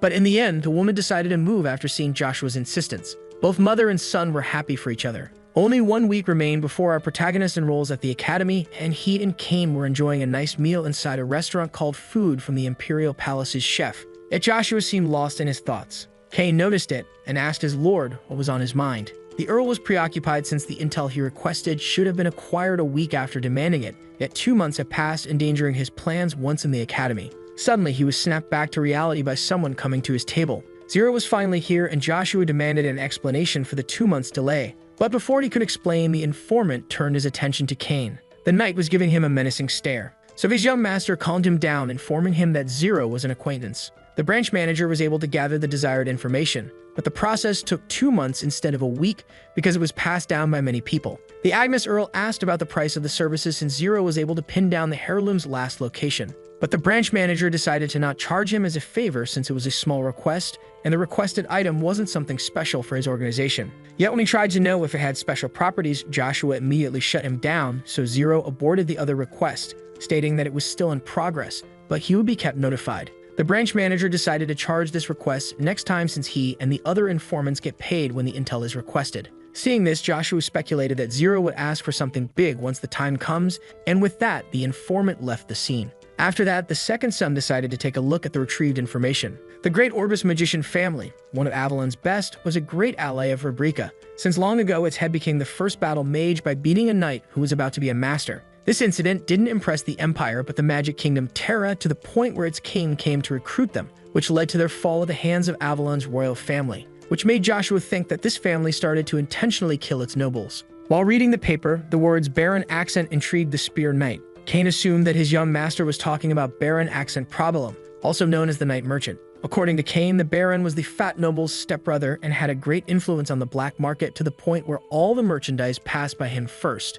This relation between the fierce Baron and Count Vigo intrigued the second son. But Joshua and Kane were suddenly interrupted by a familiar figure approaching them. It was none other than Count Rebecca and his daughter. It was now nighttime. An aristocrat's residence gets closer to the imperial palace based on their rank. Yet there exists a stylish and luxurious residence at the far ends of the capital, with its owner possessing incredible wealth despite his lowly rank among the nobles. This rich owner was none other than Baron Probillum, the one with great influence over the underworld. The nervous count kept a forced smile as he was visited by Earl Baron Shenvillas. The young boy was here because the Baron failed to honor their deal in time. Upon hearing this, the count started to panic. He explained that elves are rare and hard to find, which justifies him being late. But the little boy didn't want to hear it as he contacted the Baron to avoid such excuses. So the Earl granted him 1 more week after he started to beg for forgiveness. The Baron was relieved and promised the Earl to deliver the elves on time, but the young boy would take measures in case of failure. He threatened to ruin his luxurious life, which scared the Baron. But the man's look immediately became full of hate as soon as his employer exited the room. He then started to complain about the little brat when his butler came to him with water and asked him to rest. The worried underling wasn't sure that his master would find one of those rare elves in such a short period of time. But the Baron had no other choice but to do the impossible since that little boy could ruin him with a single gesture. He was the only heir to the villa's marquisate, one of the most trusted individuals by the current imperial family, and also possessed great influence on the military power. This boy was Baron Shenvillas, the one who could squash the Baron with ease. Shortly after, in the evil Earl's carriage, his underling asked him if the Baron could truly fulfill his request within 7 days, but he affirmed that it was practically impossible, which confused the knight since his young master was aware of how absurd his demand was. So the young boy explained that he didn't extend the deadline out of kindness and asked his servant if he knew what is the most important when a leader manages those who work for him. The most suitable approach would be a reward and punishment system, and according to Varon, a spoiled underling would only work when threatened. A leader should rely on punishment since it tames rich and poor alike. And when the Baron fails to procure the elves, the Earl would crush him and then, when terrified, show him mercy, making him a loyal servant. The servant praised his master's cleverness, who wanted to grab a bite on their way, and so the man commanded the driver to take them to a nice restaurant. The carriage has now arrived. Meanwhile, inside the royal palace, chef's cook, Kane, formally greeted Fonsel, who was happy to see them both. The polite count apologized if he disturbed Joshua and Kane's meal. The legendary Spear Knight remembers this good-hearted man as one of a kind among nobility. Count Rebecca was a kind soul with a fragile body and a gentle presence who treated everyone politely and equally and hardly ever complained. These admirable qualities made him the laughingstock of the other nobles. Yet Count Rebecca was the most admired noble by the commoners and always acted for the sake of his family, like his daughter who recognized Joshua by his hair color. But the Earl didn't remember the genius mage being a talkative person. Her voice suddenly got weaker as she addressed the second son of the Duke. But the conversation was suddenly interrupted by Baron Shenvillas barging into the restaurant. Suddenly, the boy turned his gaze to the young Lady Rebecca. He started eyeing her from feet to head, and then complimented her beauty.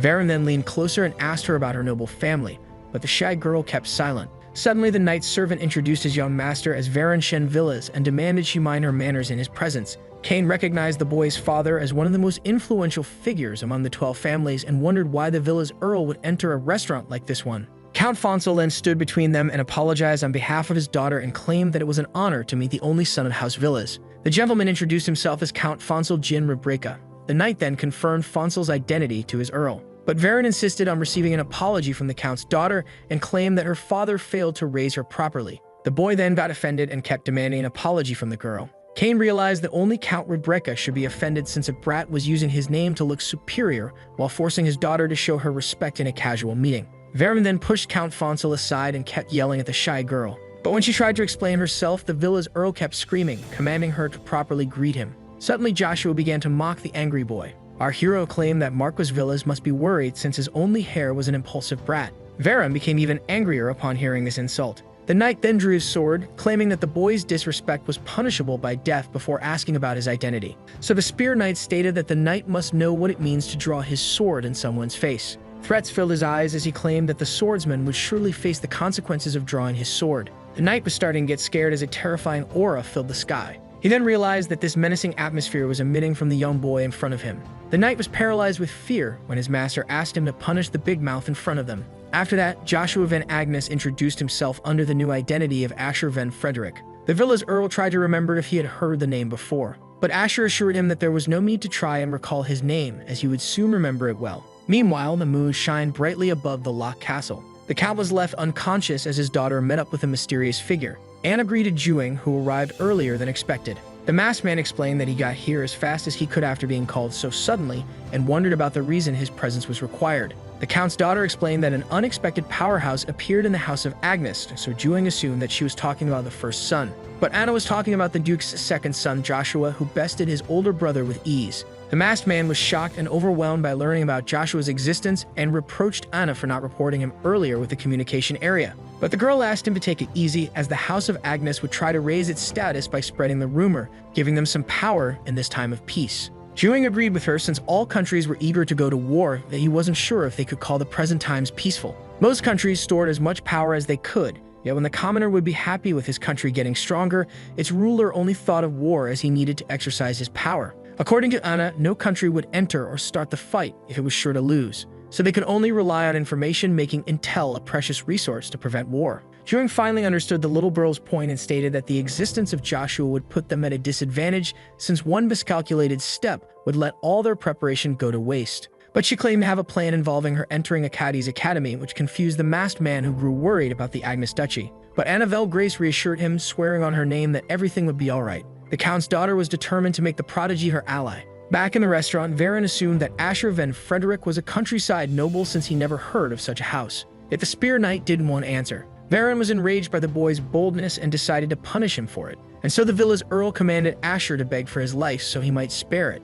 But Joshua didn't take the brat seriously. Enraged, Varen asked his mate Muka to take down the insolent boy and restore his honor. Muka, who decided to end it in one hit, had no choice but to obey, and although frightened by the boy's murderous aura, he saw nothing but a child and found it a waste to let him die this young. But Joshua channeled his mana through his fists and blocked the knight's sword. Both master and servant were stunned by the young mana user. Asher then counterattacked by punching the knight in the guts. Muka grunted in pain, and finally couldn't bear it as he fell to his knees. Varen was terrified to see his B-rank knight falling to a mana user with his bare fists, and to add insult to injury, the mana user was just a young boy. Joshua then turned his gaze to the villa's earl and claimed that a spoiled brat like him would only learn his lesson through physical force. Varen then asked the boy who he truly was, but he kept insisting on the name Asher Van Frederick. So the young brat started to babble about the Frederick family being nobodies and how he is the Earl of the House of Villas, one of the 12 families. But then Joshua silenced him with a punch in the face, sending him flying across the room. With that, Varen was knocked out cold. Earl Agnes then picked the unconscious boy by his collar. Joshua wanted to fight more and wanted Varen to get back to his senses, when suddenly someone begged him to stop. It was Muka, imploring Asher's mercy so he would spare his young master. The knight, fearing the worst, estimated that his young opponent was an A-rank to be able to use mana barehanded and speculated that Frederick is a special secret house. But Joshua reminded him again of the consequences of a knight drawing his sword. A bloodthirsty aura began to appear as Joshua affirmed that he does not spare those who wronged him, which made Muka panic. Seeing this, the knight bowed his head and begged once again for his young master's life. He even offered a limb and allowed the boy to make him unable to fight again in order to save Varen, since a knight that failed to shield his lord is nothing more than a shameful one. The second son stood silent in front of this knightly display of selflessness. Sir Sanders then recalled those who sacrificed their lives for him in his past life, but Asher insisted on not showing complete mercy to the prideful brat, and Sir snatched something from his neck, which confused Muka. The boy claimed that he is staying in a caddy and asked the knight to tell his master to come and retrieve his family ring before he sells it on the black market. Cain was impressed by his young master's actions, but Joshua asked him to not pick up his bad habits. Both walked away as they continued to argue while Count Fonsel was left impressed. Iceland seemed to have something to say. She then politely excused herself with a nod before leaving her father to catch the Earl. Count Rebecca then turned his gaze to the defeated Muka and his knockdown master. The polite man offered to take the knight to the nearest doctor. A statue stood in the light. Two men were praying in front of the statue, but their prayers were interrupted by a sudden scream. It was none other than Varen after finding out that the one known as Asher had disfigured him. The angry Earl commanded Muka to bring him the boy, but the powerless one denied. So he started to kick and insult his loyal servant. Varen claimed that he would punish Muka for his incompetence once they returned home. He then ordered the knight to go back to their house and gather everything he could about the House of Fredericks, since he decided to slaughter Asher's family in front of him. But Muka denied it since there was no apparent reason to commit such an act. Yet Varen assumed that his actions would be justified since Asher insulted him, the only son of Marcus Villas. According to the knight, no one would believe that they were assaulted by a mere child, and the honor of their house would be at stake if someone did. But Varen didn't want to hear it and insisted on purging the House of Frederick. So Muka had to raise his voice to make the boy silent. He explained that a noble's honor is just as important as their name, which makes it more important than the noble's life. Both master and servant would be punished if Marcus Villas ever heard about their mischievous deeds. But Varen wanted to go with his natural procedure and covered his tracks before the news of his crimes reached his father. Then he accused his knight of fearing Count Fonsel Rebreka. But according to him, there is proof of this incident. Varen Shen Villas was shocked to learn that his family token was stolen by that young boy, that he didn't believe him and reached for the ring in order to show it to Muka.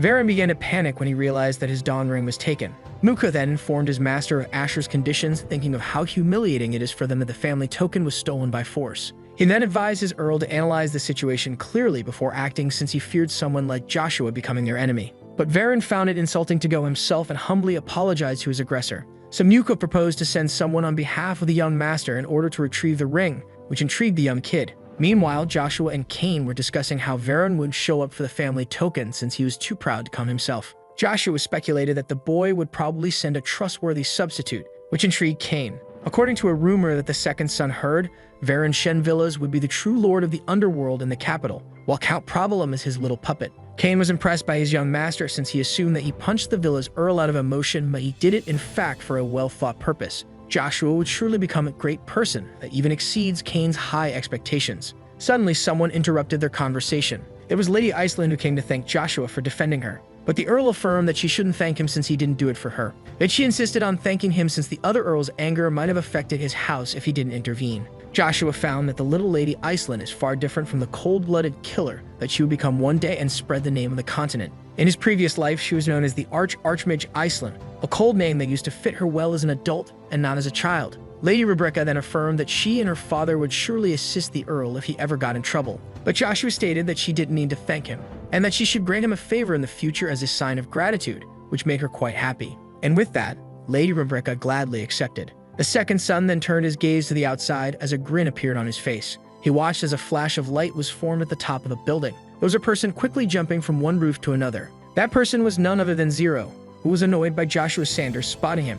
Zero, who was proud of his stealth, had to change his plans since the information he got on the boy, who he assumed discovered their organization by mistake from a certain someone, was true. But if a spear knight was really aware of them, the branch manager wondered what would his master's next move be. The Baron was now in front of the said restaurant. He stood there in silence, preparing for his meeting. The bald man stumbled upon Count Fonsel Rebreka, who was suffering from back pain after moving Varen to the nearest doctor along with his daughter. Joshua was patiently waiting inside. The young boy expected Baron Accent Probalum to be the substitute. He then politely greeted the young Frederick, while hiding his astonishment at him being a small child. Cain was also surprised to see the lowest Baron Probalum, who had more power than the others who shared the same title as him, formally greeting the countryside noble. The bald aristocrat then introduced himself as the substitute of the villa's earl and politely asked Asher to give back the family token to its rightful owners. But the boy insisted on melting the ring unless Varen Shen Villas himself came to retrieve it. The Baron was starting to get frustrated and asked for a bargain since the Marquis's son was still unconscious.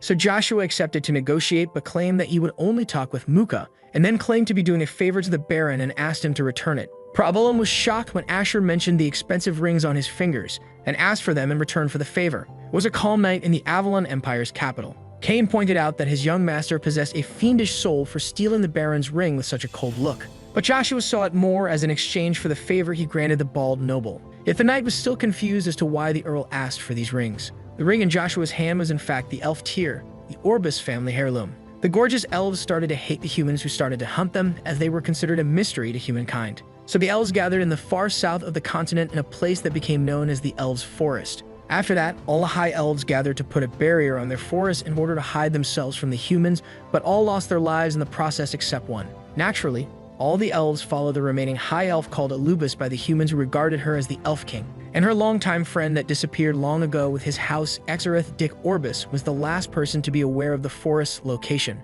Joshua thinks that someone must have secretly killed him while trying to gather intel on the Elves' Forest. And the fact that the location of the Elves' Forest is still unknown to this day means that Exareth Dick Orbis stayed loyal to his friend until the end. The Elf King went to the continent herself to confirm the death of her dear friend. She found the last child of her loyal companion as a servant of other aristocrats. The sorry Elf King grabbed the girl's hand tightly and started to cry while the ring on the girl's hand began to absorb the elf tears. And so the artifact called Elf Tears saw the light, yet the last Orbis tragically died of sickness shortly after. Fate has been cruel to the Orbis family, yet it is said that their heirloom possessed hidden powers. But while lost in his thoughts, Joshua arrived home with Cain. The second son stood there and thought for a while, but the Lord had a service to ask from his maid servant. This favor would benefit them both since Joshua wanted strong subordinates to rely on that won't become a burden for him. Joshua wanted Cain to return to the Agnes Duchy after he enrolls in the academy. Yet the young man had his doubts since becoming Lady Licia's escort would put his young master in a tough spot. Being a rural noble with no escort would make him a mockery, and Joshua would probably get into trouble with his temper. So Cain insisted on staying by his young master's side. And Varen Shenvillas was also enrolled in the academy to top it off. But Joshua promised to keep a low profile away from trouble. Yet the second son's request was different from what Cain had in mind. He wanted his knight servant to go back to the Agnes Duchy and learn swordsmanship from his father, the Duke, and affirmed that this wasn't a command but a request. Cain was surprised to see the second son bowing while asking for such a favor and thought that it's in fact the Duke's will. So the knight asked his young master to raise his head as he shouldn't be bowing it to those who serve him. Cain accepted on the condition that Joshua would accord him a favor in return. Curious, Joshua asked what this favor might be. The knight wanted to be allowed to serve the second son and the second son only, so Joshua swore by his name as he accepted the terms. With that, Sir Cain asked Sir Sanders to keep him under his wing in the future. A gigantic ivory tower stands tall between the four superpower empires of the continent of Agrant. This was the Magic Tower, the sacred pride of the mages. Inside, a wise old man called for Void, Lightning, and Flame. This man was the Magic Tower Lord and also the first ever 7-class mage and also head of the 7 mages, Ian Dun Perry, asking why are the seats of these respective elements empty. Marcus, the Earth Mage and also part of the 7 mages, stated that Lightning left the tower 2 days ago, while the 2 others were cowards who would run away at any moment. With that, the annoyed head of the 7 mages decided to start their 27th meeting, which would be mainly about the Genesis Stones. Stita, the Storm Mage, was happy with the old man's intensity and directly addressing the main topic. But Marcus asked him to mind his manners, which annoyed the Storm Mage. Ian Dunperry was surprised to see Seta show up unlike usual, but the Storm Mage claimed that there were important matters to attend to, like the stolen Genesis Stone known as Magma, according to him, and the disappearance of the Lightning Genesis Stone, as stated by the Earth Mage. The Storm Mage was shocked to hear such news. Since only the Magic Tower had knowledge about the Genesis Stones, they were unsure if the thieves were aware of their true nature. But it would be trouble if they were aware of their power, as stated by the Ice Mage of the 7 Mages, Ishia. According to the old man, they do have an idea of Magma's new owner, but the identity of the Bronto Taker is still a complete mystery. The Storm Mage assumed that the Lightning Mage grew scared and deserted them. Yet Marcus seemed to have some important intel that might be related to the Bronto's disappearance. According to a rumor, a magic swordsman has been seen near the Genesis Stone's last location. This news shocked all 4 mages. Ishia speculated that this swordsman could be the one that they were waiting for. But the Earth Mage denied it, as the said magic swordsman was in fact a 9-year-old child. All were shocked to hear how young this prodigy was. So the Magic Tower Lord calmed them down and asked Marcus if the said child was in the Avalon Empire, which he confirmed, and it turns out that Lightning went to the said empire. With that, the old man commanded the Earth Mage to jump on the Magma case, fearing that the intel might be true, which would make them powerless. But Ishia got angry and wanted to broach the magic swordsman topic, but Ian Dunperry tried to calm her down. Yet the Ice Mage didn't want to drop the subject. But according to Marcus, the magic swordsman couldn't be the said man, as he is none other than the second son of Duke Agnes. Steda was annoyed by the old Earth Mage, who didn't reveal this information at the start instead of peacefully sipping his tea. Suddenly, the atmosphere was calmed down once again by a hand getting slapped on the table. The Magic Tower Lord told him to not make hazardous assumptions as nothing was sure, and with that, he ended the meeting and dismissed everyone. Steda and Ishia looked at the old man with an uncomfortable silence. Now only Ian Dunperry was left in the meeting room, and wondered if these quick changes were for the better or for the worse. Inside the residence, Joshua was casting a powerful spell. The Spear Knight was struggling with the incantation as he recited the magic words. Cain was amazed by the young boy using runes, a language that only high-ranked magicians knew, and wondered if he truly was a magic swordsman. The spell was now finished, as a ring of light was now surrounding the elf tear that gracefully fell into the Earl's hand. With that, Cain rushed to his young master in order to check on him, but Joshua was left unharmed. The knight asked his young master about the high elf that gave him his blessing in order to learn the rune language, and to that, Joshua couldn't answer. Joshua explained that the 7-class magic high-level barrier can increase the connection to the spiritual art and automatically shield its user from harm, yet that was the only skill he knew. With an intense look sparking on his face, Cain asked if he could be the new wielder of the ring. But men were unable to use this artifact as it was made for the last daughter of the House of Orbis, so the second son thought of giving it to Lady Licia. Someone was about to use a crystal ball. The hand then touched the magic item. It was none other than Zero inside a dark room. The branch manager then politely greeted the master. The said master was surprised by the informant's sudden call and speculated that it had something to do with Joshua Sanders, so Zero informed her of a little problem involving the kid, who seemed to be more knowledgeable than expected. The master was already aware of the young boy being special, which intrigued the branch manager. According to the mysterious figure, the Magic Tower was trying to find the second son of the Duke. Zero was shocked by the news and wondered why the Magic Tower would look for him. The tower mistook the Agnes Earl for a descendant of Enslot, a man that the 7 mages have been searching for a long time, as one of them already went to investigate Joshua. They might take the Genesis Stones as an excuse for tracking the boy down, but it wasn't important at the moment, just like Enslot. The master was intrigued since Joshua von Agnes was the center of attention of many superpowers like Avalon, the Magic Tower, and even their own organization. This left Zero silent. The master wished to go and see the Spear Knight for herself, but it was impossible due to the internal conflict inside the organization.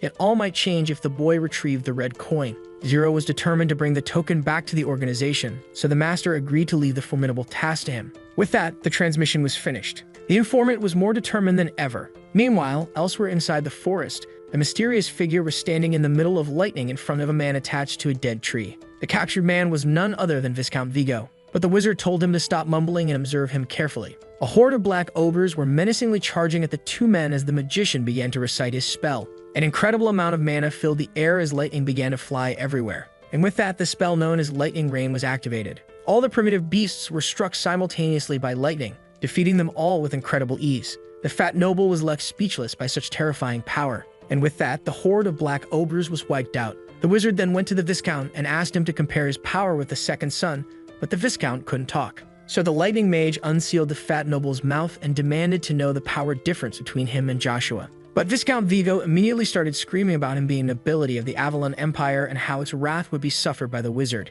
The wizard then got closer to the tide of aristocrat and affirmed that he was here because he didn't care about the empire and demanded once again to be compared to the young magic swordsman. Even a beginner mage like the fat noble could tell that the lightning mage was far superior to Joshua in terms of firepower. And so the mage concluded that Joshua isn't related to Enslot since he was a lightning type, and decided to meet him despite the difficulty of meeting inside the Agnes Duchy. But Viscount Vigo claimed that his kidnapper was doing it all wrong. He then explained that the Spear Knight must now be enrolled at the Academy of Acadi. This made the task more difficult for the mage since the Agnes Duchy was already trouble, but the capital was filled with powerhouses like Duke Agnes. But the lightning wizard was particularly surprised when Viscount Vigo proposed to assist him. The fat noble, who despised Joshua from his very being, was determined to help his kidnapper eliminate the second son of the Duke. The magician found it amusing since he hardly believed that this man could be of any assistance to him. From the stirrups under his eye, the Viscount guessed that this man was a 6th-class mage and identified him as one of the 7 mages known as Lightning. He even knew his name, Jack Stirrups, which surprised the mage.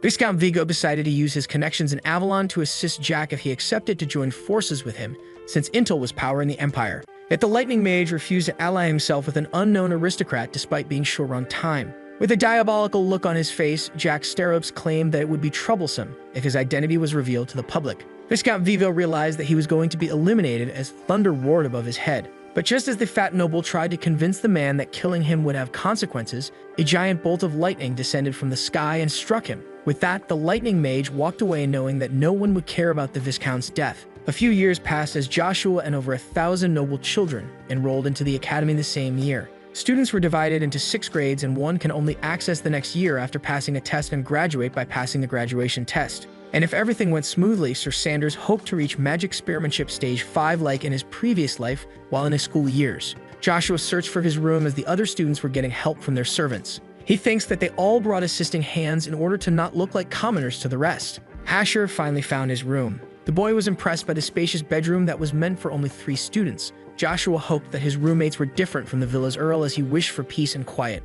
Suddenly, the boy's attention was caught by a sudden arrival. It was another freshman carrying many bags who then asked for help with his heavy baggage. The boy's belongings were finally put away. He was then relieved and thanked the Spear Knight for his assistance. The cheerful young boy then introduced himself as Agareth Kun Douglas. Joshua was happy to have a student like him as his roommate, unlike the other children who only cared about flexing their power. Our hero introduced himself as Asher Van Frederick. Agareth never heard of Asher's house, but was happy to befriend him anyway, as they were both freshmen. Their conversation was then interrupted by a third person walking into the room. This person was named Icarus. Agareth didn't seem happy with Icarus walking into the room, while Joshua was left speechless by the shock. The Spear Knight recognized the boy as the future unlucky genius Heavenly Brain Icarus. In the future, after the Empire would be weakened by countless wars, a civil war between the first and second prince, each promising prosperity, would erupt after their father's disappearance. This 10-year-long civil war made thousands of casualties while wreaking carnage among the noble families. But it ended with the second prince's defeat and the first swallowing his power and privileges.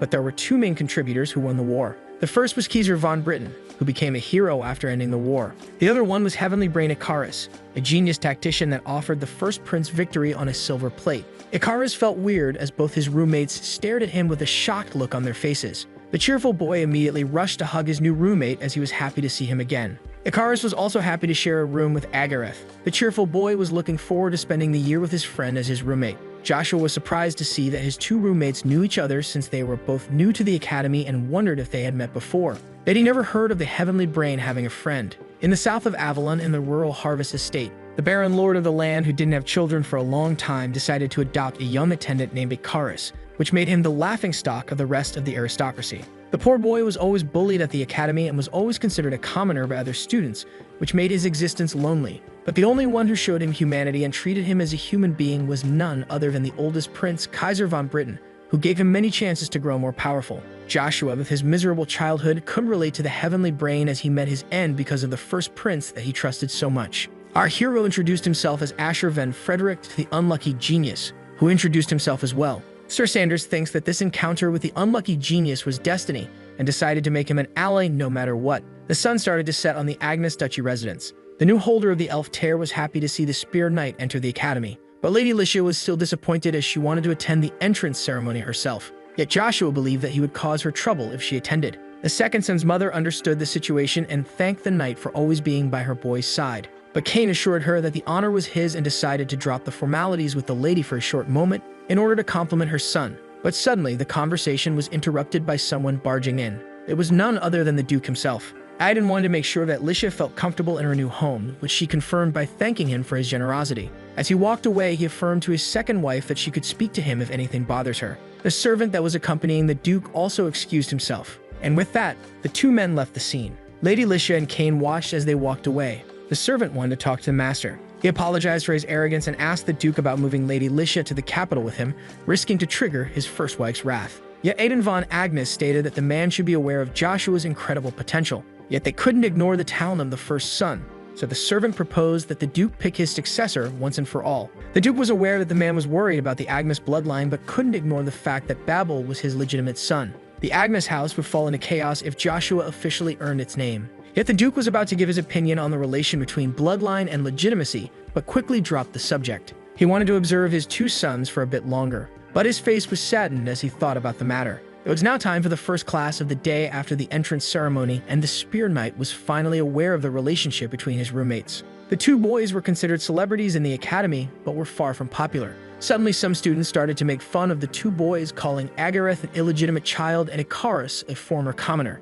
The head of the bullies was known as Amaru Bronze Sten. Joshua was familiar with the boy's family. The kid looked just like Count Arid Bronze Sten, one of the masters of Avalon known as the Master of the Rapier. One of the bullies claimed that the class would be easy since Icarus and Agareth attended it, and Amaru started to make fun of them, calling them incapable of passing the first year. Joshua noticed that these boys were second years from their yellow ties. Unlike his first-year friends with their white ties, he was more interested in him sharing a similar route with Agareth. Amaru then shamed the boy for being an illegitimate child and not being able to get to the second year, claiming that he is ashamed of being once his friend. So Icarus jumped in and tried to defend the poor Agareth, but Duncan Poldunitz stopped him and claimed that he was insulting the House of Sten. The boy explained that any insult directed at Amaru Bronze Sten is an insult to him. But just as the unlucky genius tried to defend himself, he was interrupted by a fist to the face. It was Duncan who struck him while calling Icarus livestock. He claimed that a commoner talking to them was an insult as it is and shamed the poor boy for being one despite being adopted by countryside nobility.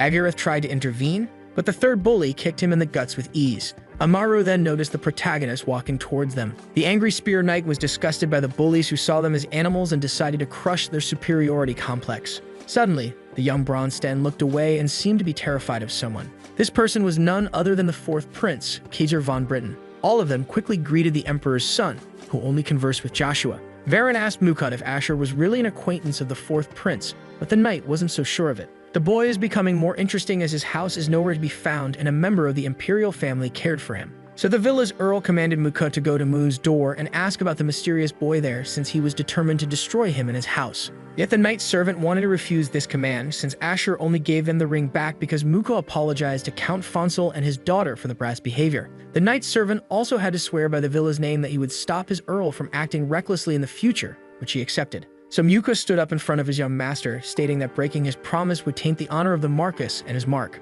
But Varen threw a glass at Mukad's head, giving no importance to his promise to Asher Van Frederick. The villa's earl then ordered him again to go to Moon's door and gather intel of the young boy. Mukad had no choice but to break his promise and obey. Students were in class taking notes, yet Agareth fell asleep on his book in the middle of the lesson. Joshua had to renounce his desired peaceful school life since the fourth prince put all eyes on him, and he desperately wanted to make Icarus his ally. Back then, the bullies looked at Joshua with hateful looks as the fourth prince claimed that he will not give up on making him his ally. Kaiser asked Joshua to visit his home before the end of his school life, but the second son was going to pass by anyways since there is something he wanted to retrieve from the Imperial Vault. But Asher's train of thought was interrupted by the teacher calling Agareth Kun Douglas, waking the boy from a deep slumber, which made the whole class except his two roommates burst out in laughter. The teacher asked him to focus on the lesson if he didn't want to be expelled from school. And so the man continued the lesson about the sword being the strongest weapon, which explains why the most famous knights were all swordsmen. The emperor himself used a sword, just like one of the strongest men on the continent, Aiden von Agnes, who was also a swordsman, and so were the four other masters of the Avalon Empire. So when the teacher asked about why the sword was considered the best weapon, a student enthusiastically raised his hand. Amaru explained that all other weapons were useless in front of the sword, which explains the obvious result of when two fighters with the same stats face each other. Joshua's expression changed when the boy claimed that the swordsman was always the one that comes out on top. But the teacher explained that many soldiers were spearmen and asked the boy why they didn't train with the sword if it was truly the best weapon. Amaru claimed that he was talking about actual human beings, not some disposable soldiers. Hearing this, the Spear Knight started to mock him. He claimed that it was the sword that was the real useless weapon, especially the weak rapier. After that, the students started to mumble about him being part of a powerful house or just a crazy kid. Asher calling the rapier a useless weapon triggered the young Sten, and when the teacher tried to calm him down, he claimed that this insult about the rapier was an insult to him and his house. Joshua started to mock Amaru, saying that when he shamed the other weapons, it was just an opinion, but it's an insult when talking about the rapier. The angry boy claimed that he was right and that Asher should fight him to prove him wrong, but he refused since it was against the rules. Amaru started to laugh at him and called him a coward for hiding behind the rules, thinking that the youngest prince would help him. So the Spear Knight proposed to fight him in the practical sparring session. This way, no rule would be broken. Amaru accepted and stated that there was a practical sparring session tomorrow. He then turned to the teacher, asking him to allow the spar in order to wash his honor, promising to keep calm if he does so. The man was annoyed to have the young Sten in his class, thinking that it would be a difficult year for him. Realizing that he had no more control over the situation, the teacher allowed the spar, but only if they agreed to use wooden weapons. Amaru was happy to hear this since a wooden sword was the best tool to break someone's bones, determined to crush Asher no matter how close to the prince he was. Naturally, Sir Sanders was looking forward to making that child swallow his words. After getting back to their room, Agareth and Ikaris started to scold the carefree Asher for insulting the rapier in front of the young Sten. They explained that Amaru wasn't the type to take insults lightly, and that he would surely try to harm him. Joshua misjudged Agareth, thinking that he was just a simpleton. Agareth then stated that Amaru, who could now sense his own mana, was part of House Aten, and that he is considered one of the most gifted students. Asher then pointed out that the boy was quite knowledgeable about Amaru Bronze Sten. After all, the two boys used to be friends in the past. Two houses prevented the demonic creatures from invading the Empire at its far north. They were the head of House Douglas, Agareth's father, and the commander of the North, who he was assisting, Amaru's father, the head of House Sten. It was then well known by everyone, even among nobles, that these two houses became good friends after facing death together. Naturally, Agareth and Amaru became close back then and were even able to help each other since they both weren't their father's successor. This is why he knows Amaru better than anyone else and wished that Asher apologized to him since he didn't want him to end up injured. But Joshua smiled since Agareth assumed that he was weaker than the young Sten, refusing to submit to the others. So Ikaris corrected Asher since Agareth was just trying to protect him, which Joshua found ridiculous. According to the Spear Knight, those were just lame excuses that deteriorate potential, and one had to fight with all his heart in order to defy his birth-given destiny. Also, unless he wanted to live in the other's shadow, he had to stand up for his principles and live by them. With that, our hero exited the room, slamming the door behind him. This left his two new friends worried about him. Around the same time at Moon's door, someone wanted intel about Asher Van Frederick from Zero. It was none other than Muka. Since the boy was a total mystery to him and Varen his master, it turns out that the branch manager had some intel on him. The knight then burst out of his seat, stating that he was ready to pay any amount for some information on Asher, so Zero reminded him that Moon's door intel was pricey. But before Muka could talk, the branch manager interrupted him. The informant then claimed that the young Frederick was a special client of Moon's door. Muka was shocked to hear that Asher was a special customer of this prestigious organization, but still insisted on purchasing the intel. But he was even more shocked when Zero fixed the price of 1 million gold for the desired information. It turns out that Zero requested 1 million gold for the sake of Joshua von Agnes, since someone as powerful as the villa's Earl would turn to other informants to get the intel. Varen would then assume that Agnes is a dangerous person and give up his revenge, since he was nothing more than a coward that only bullied the weak. So Zero did all of this so Joshua could search for the red coin in peace and would always back him up until he finally finds it. Sir Sanders was channeling his mana through Lucia. The Academy surprisingly allowed the students to roam free once classes are over, which is why our hero could go to the Agnes residence and focus on recovering his prime. Joshua struggled to stay on his feet since the divine and demonic power inside his body were two opposites that couldn't coexist. So the Agnes Earl did his best to control them by using the power of his Genesis Stone. Suddenly, a massive bolt of lightning struck the inner court of the Agnes residence. It fell right in front of the second son, sending him flying into the wall. This made the boy lose consciousness as time passed. Finally, Sir Sanders started to recover his senses. Joshua was knocked unconscious by his own untamed power, but he was sure to be able to control it in the end. If the legendary spearman could use the Genesis Stone to master his two opposite powers, he could reach Magic Spearmanship Stage 3 and recover a certain technique. But the Agnes Earl then noticed that his trusted spear was missing. He panicked and started to search for it everywhere when suddenly someone called him out for being an idiot. Suddenly, what appeared to be a black matter appeared in front of the Spear Knight. He recognized it as subspace magic. The voice then called him an idiot for the second time for being vulnerable and unconscious for 3 days straight, but Joshua demanded to know who the presence was. The pretentious entity introduced itself as Lucia the Spear, claiming that the boy should be thankful since he was under its protection for 3 days. Joshua was shocked since the Academy must be furious about his long absence, but he then remembers discovering that Lucia was smart in subspace after reaching Stage 3 for the first time. But he didn't realize that his spear would also be reincarnated as a child along with him. Lucia then took offense at her wielder thinking of her as a kid, so he realized that the entity had telekinetic powers. So the smug spear affirmed that it had such powers since its awakening at Stage 1 but asked Joshua to focus on what's important. Lucia then advised him to know his weapon perfectly before knowing his opponent and claimed that Joshua's present body was defective. And so the spear decided to reveal the information. Lucia then explained that the Genesis Stone's true powers weren't related to their elemental properties like the humans thought. The entity then explained that the magic stones had powers of extinction, harmony, and regeneration, but that wasn't the most crucial part. It then asked its wielder about the special power of his Genesis Stone. Joshua speculated that the secret power of the Bronto must be related to destruction just like lightning, but quickly discarded the idea since such power was more fit to magma. The spear advised him to think about it alone since answering this riddle was the fastest way to achieve his goal. It turns out that Lukia was just as eager as its master to take revenge on Kizer and the rest of the traitors. Students were now entering the classroom. Agarith was happily conversing with Icarus, but suddenly the cheerful boy crossed eyes with Amaru Bronze Sten. It was as awkward as always between the two past friends when suddenly the young Sten's friends slapped Icarus on his back and started to mock the two boys. He claimed that they should have escaped like Asher and reminded Agarith that running away from simple things was his specialty. But when he asked the bullies to stop, he claimed that the sin of their runaway friend was theirs, which Agarith didn't understand. Duncan suddenly grabbed the poor Icarus by his hair, claiming that they should get rid of the fake nobles so only true aristocrats would be left in the school. Suddenly, the teacher entered the classroom.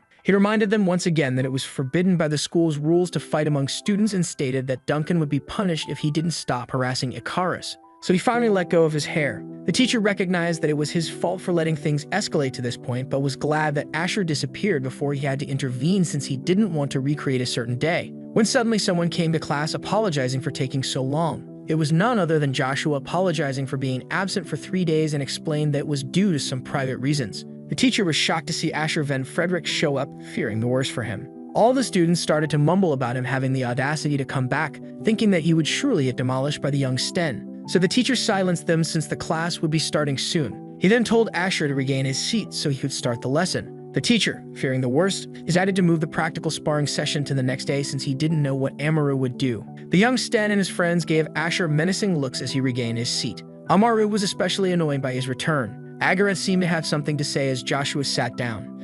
Asher was surprised to see Agarith being aware of him being fallen nobility, so the boy explained that there were rumors, probably spread by Amaru, circulating among students. So young Douglas explained how being submissive saved his life many times and claimed that his roommate should do the same, but Joshua refused since he decided to stick to his beliefs. But his attention was suddenly drawn by Icarus's worried face. He could easily tell what was on his mind, but Icarus shouldn't be worried about two students fighting since there were more important matters at stake.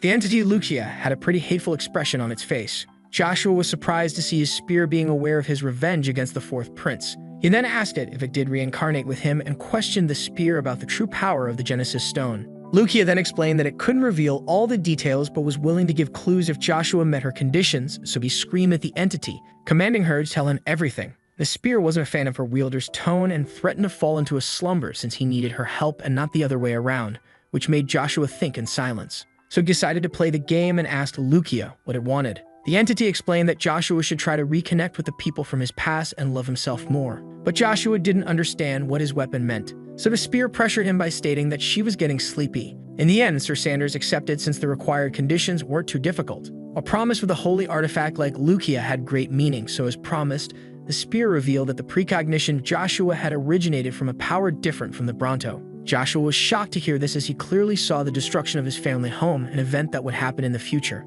Lukia explained that his precognition, which comes from his holy power, works when he relentlessly thinks about someone like the person he wanted to take revenge on. Sir Sanders was shocked to hear that this was the doing of holy power. High priests usually get revelations from gods whose power is far greater than human understanding when danger is near, and Joshua's precognitive dreams work similarly. But Joshua should try to master the demonic and divine powers dwelling inside him. Once mastered, no human would be able to stand in his way. So the video ends here. If you don't want to miss the next part, activate the notification bell, and see you next time on Tob's channel.